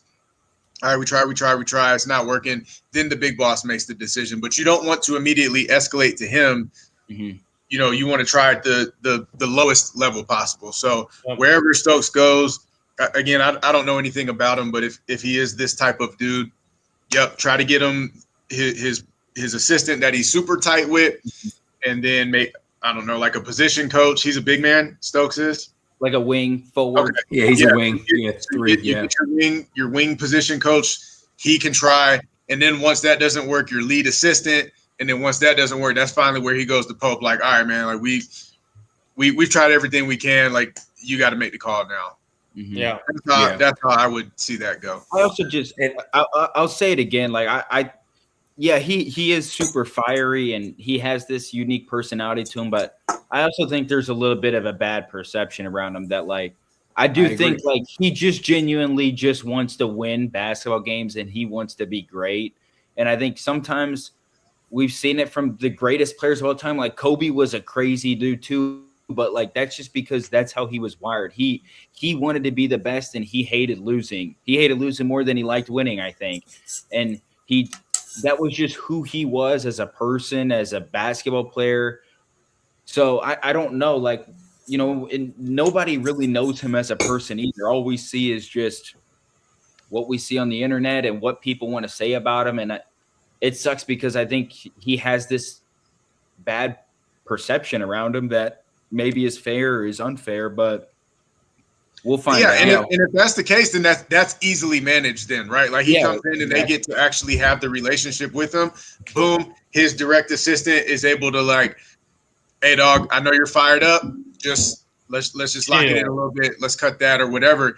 And as long as that rapport and that relationship is there, then he can keep it real with him and let him know when he needs to rein it in or not. Side note, Drew, Pappy Smokehouse is my spot in St. Louis. So y'all got some good barbecue out there. Yeah, we do. Not as good as Kansas City, but St. Louis barbecue is not too bad. I was now it's Memphis style barbecue just to so Tennessee still gets the shout out. But yeah, when I was on recruiting, I put in a kid who was from St. Louis, so I went out there to do a ceremony, and I was like, all right, St. Louis, where do I go eat? So he told me like Sugar Smokehouse or something like that. Sugar Fire, yeah. But I was there for 2 nights, so I wanted more barbecue, and I found Pappy's, and that was my spot. Yeah, we got some good barbecue. Yeah. So if y'all ever go to St. Louis, Pappy Smokehouse is the spot. Mm-hmm. So I will say I agree with Drew's take. I think Stokes is misunderstood. If you watch his videos, you might be able to get to a point of where he is drama, because he's the things that he's saying, and what he's saying is true. Certain whites can't play with him. You just have to understand that there are certain Caucasians that cannot play with him, and just because he says that out loud on camera doesn't make him a bad guy. Okay, so I think him at Kentucky would be good. He said certain whites. I'm so fucking confused. We got white people that can't play where? He pretty much said, y'all white boys can't F with me. Mm-hmm. And he was correct. He word was for very word. correct. Yeah, because he was doing some heinous things to them Caucasians out there. And if he doesn't come to Kentucky, I will dislike him for it. If he comes to Kentucky, I'll be like, hey, listen, that's what happens. You ball out on a bland whites. It's just kind of how it goes. We are limited in what we can do on the basketball court. But we have not done a happy hour show that has extended to 3 hours. This show has been Hey, this has been the full course meal. It has been a wild ass Hey, show. we got 1.1 on though. Yeah. 1,200 people watching. Shout out. I appreciate it. We are going to is Pope going with Juice? I mentioned you a couple times in the show. I ain't doing it again. We're going to go with the last call on the show, which might take us another 30 minutes. Who knows? Hammer, can I come with you first? Can I go last call with Hammer first since you close us out with the greatest last call of all time in the last show? Are you ready? Well, yeah. All right, hit it. What's your last call?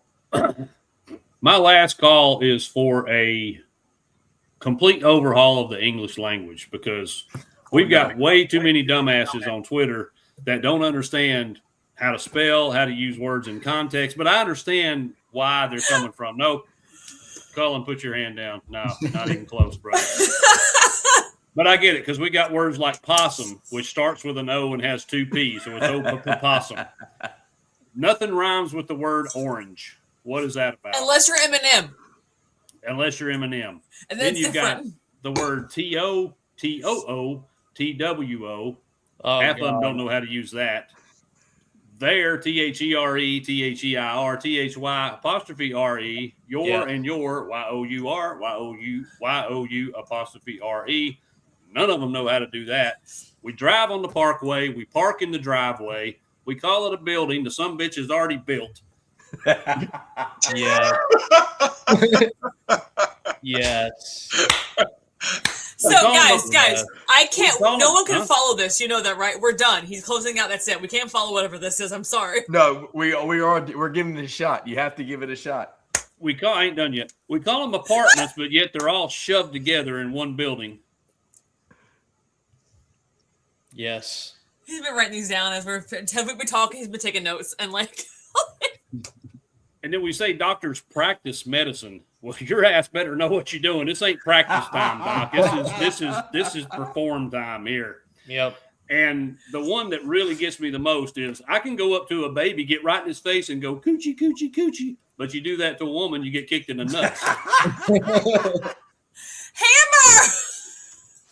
Unless it's sass, you can do the coochie coochie. You coochie can't do that to me either. I've seen your tweets. Listen, my tweets half time are just to see what people reply. I'm not gonna lie to you, it's hilarious to me.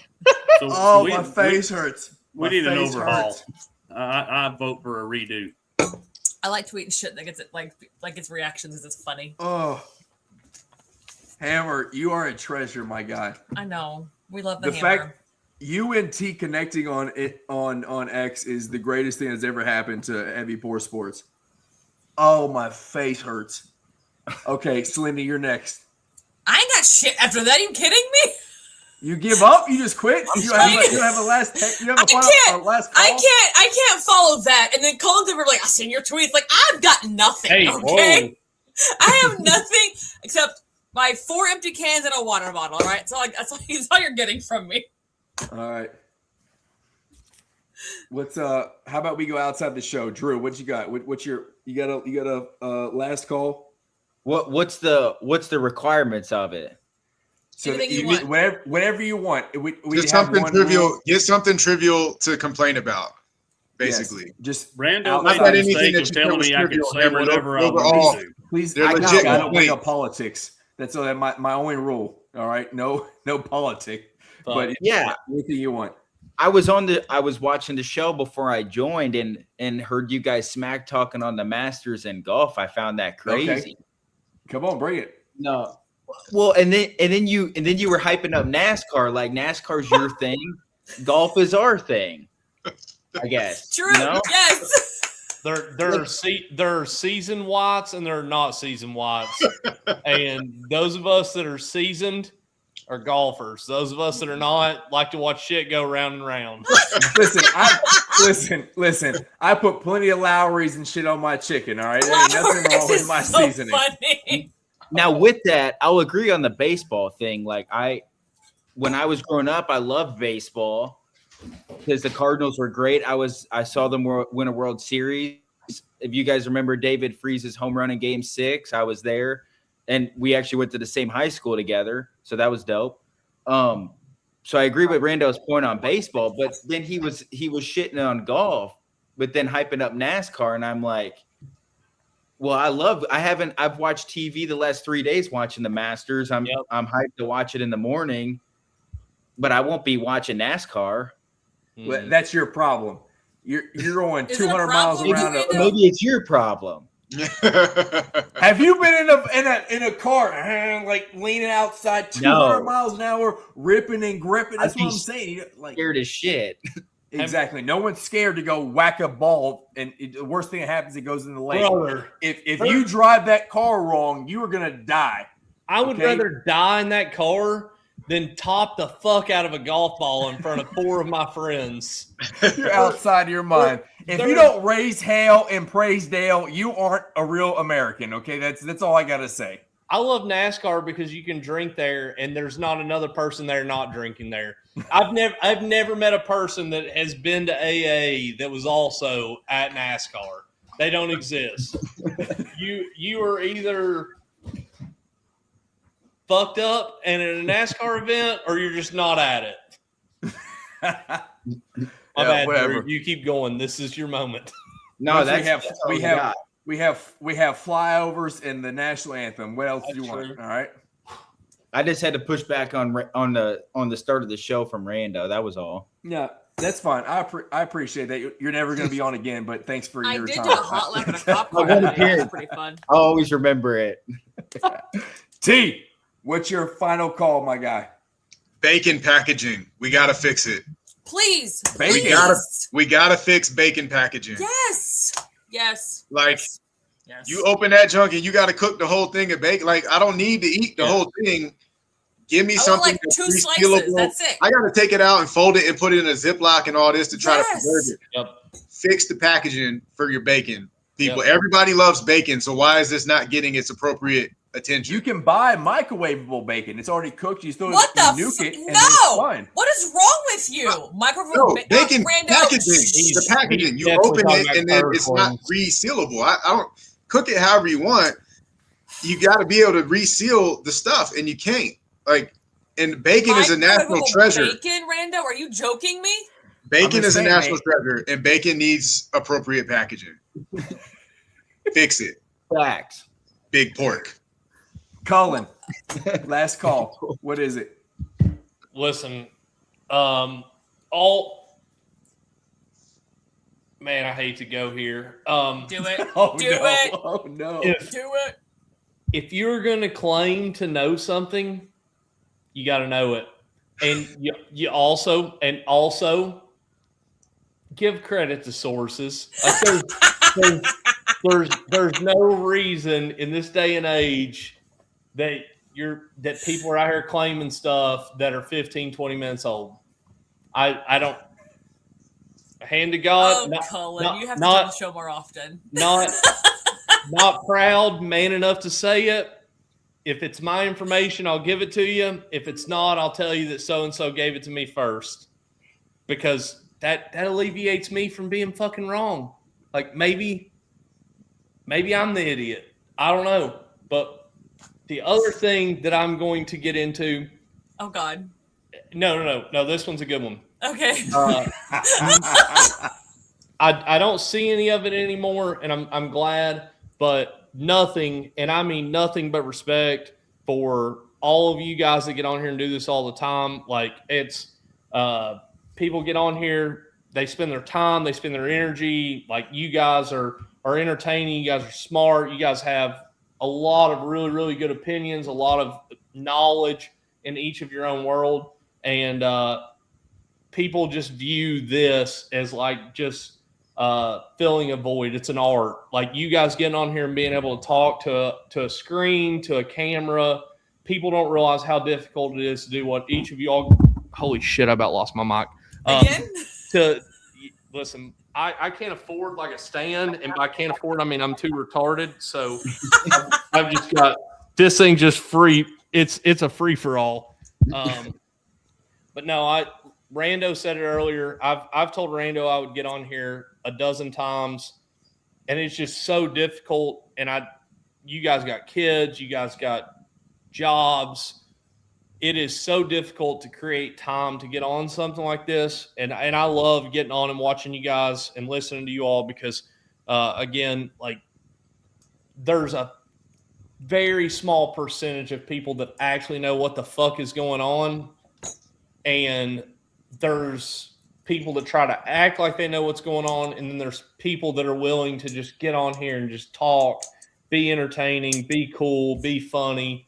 And again, love what you guys have always got going on here. You guys are some of the really good ones. And as I said to Rando, whenever you guys went to the NFL stuff, I like root for you guys all the time. I know several of y'all are military. Like, appreciate what you guys do for this country. And like I said, not to try to get all gay or whatever, but really do love what you guys do on here and appreciate the time and effort you all put into it, for real. Appreciate man, that, I appreciate it. And the folks on here who are a part of the team full time know for a fact that I have said multiple times, like, I mean, for a full year plus now, we have got to, and I'll just say this, and it may not be it may not be the correct way to say it, but I've said it exactly like this. We have got to ride the tails of State Line Co. They are doing something special. Like, we have got to make sure we stay tight to them. And hopefully it hasn't been faked. Like, our friendship and our partnership has been real, because I know you guys are going to be successful. We knew we wanted to be a part of it. So we appreciate you for letting us be a part of it, for real. You like I said, man, the Tennessee game this year, if I can do anything, and I sincerely mean this, if we can set something up to where we could do a heavy pours, like border rivals event somewhere at a bar down there, like it's your alls. Like we can sponsor it all by state line. We'll pay for whatever needs to be paid for. We'll provide whatever needs to be paid for. But you guys are the ones that are in the trenches and knows what the fuck's going on. Anybody that's known me for any length of time, I'm an idiot with Chat GPT. And that's my girl. That's my girl. I got you. Chat. I love that bitch. But Same.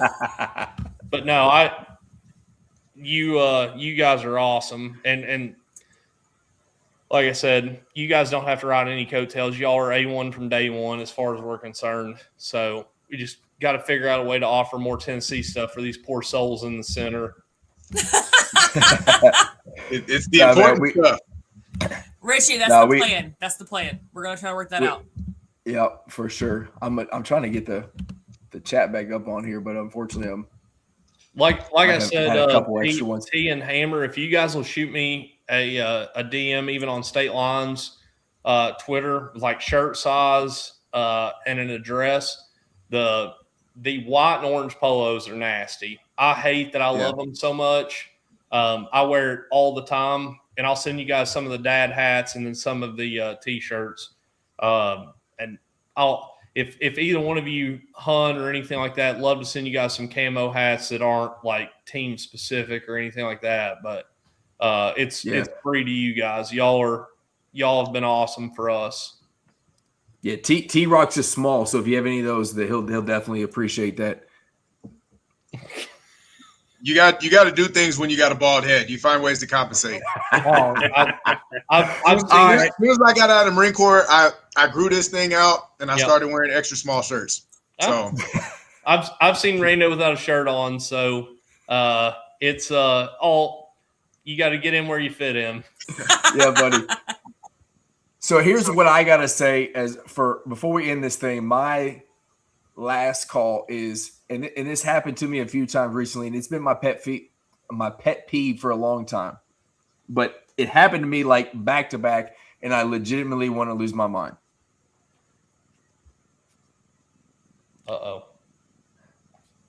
When I go into a door somewhere, and I walk into a building, and if you're close to me, I'm going to open the door for you because that's just like what I think should be something you should do, right? Yep.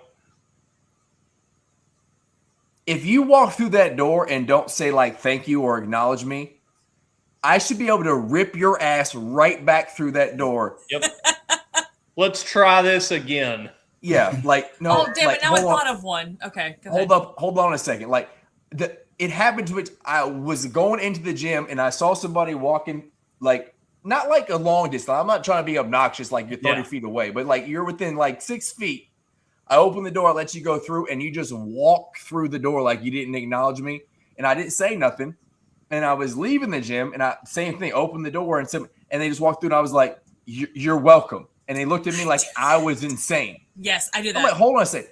And it's the same thing as if I'm driving through the grocery store and I stop and let you pass in front of me, and you don't put your hand up to say thank you, I should be able to run you the fuck over. Okay, yeah, I should be able to give me the perfunctory fake quick walk or something. Knees to chest, bitch. You better get across that thing real quick. All right, or give me a hand wave. If not, I should be able to put that thing in first gear and mow you over, and there should be no consequences. I agree. It happened to me twice, and I about lost my mind. And again, the fact that you looked at me like I was crazy. The fact that I opened the door for you and you looked and you're welcome and you looked at me like, yes, you're right. That's what I almost got triggered. That was my last goal. Be a better person. That's all I I'm have going one to say. for next I'm going to time open the door for you. I just thought of one. Yeah. So it wasn't as good as anybody else's, but that one made me go a little bit. I think it needs to happen. And Selena, I got one for you next time too. Okay. It's directly for you. For you. Yes. Oh, and God. You body shaming me for not being what I am. I got facts to prove it. I body shamed you? Yes. When? He's whining about you saying he's not 6 feet. That's all. It's almost disgusting the way you've talked to me the last couple of times. I have proof. Well, if you're 6 feet, I am 6 feet because I gave you a hug, Rando, and we were literally eyeball to eyeball. I don't care what you are. I'm just saying you tell me something I'm not. I got proof, all right? Okay. I got documents to prove it. All right. Hey, listen, it has been a long time. It's been probably a good year since we've had 1,200 people join the show. We very much appreciate it. We've been on for 3 hours. I think a lot of us on the show are in some trouble because we've had some obligations that we've definitely pushed away. But it was one hell of a good time. Look at this. But it's worth it. Heavy pour game to each Saturday, 1-2-7 the game this fall. Listen, I said that to the last call. Yep.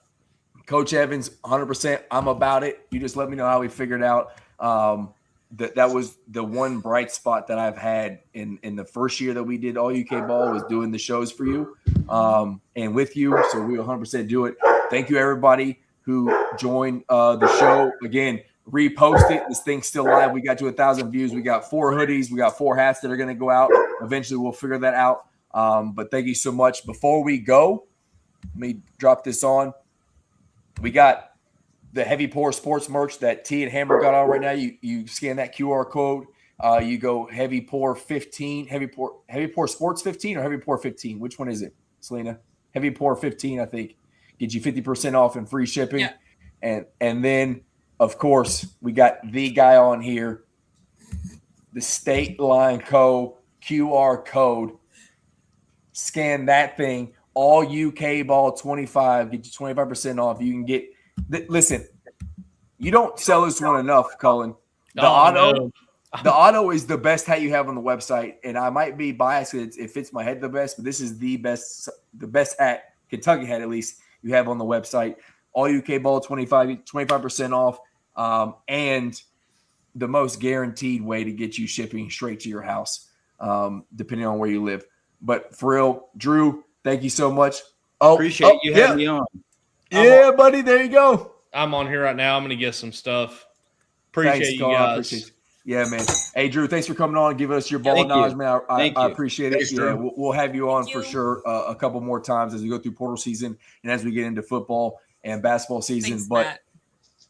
As always, go Cats. Go Cats. Go Cats. Go Big Orange. Go Balls. Go Cats. Let's see if this works this time. Play the music. Peace.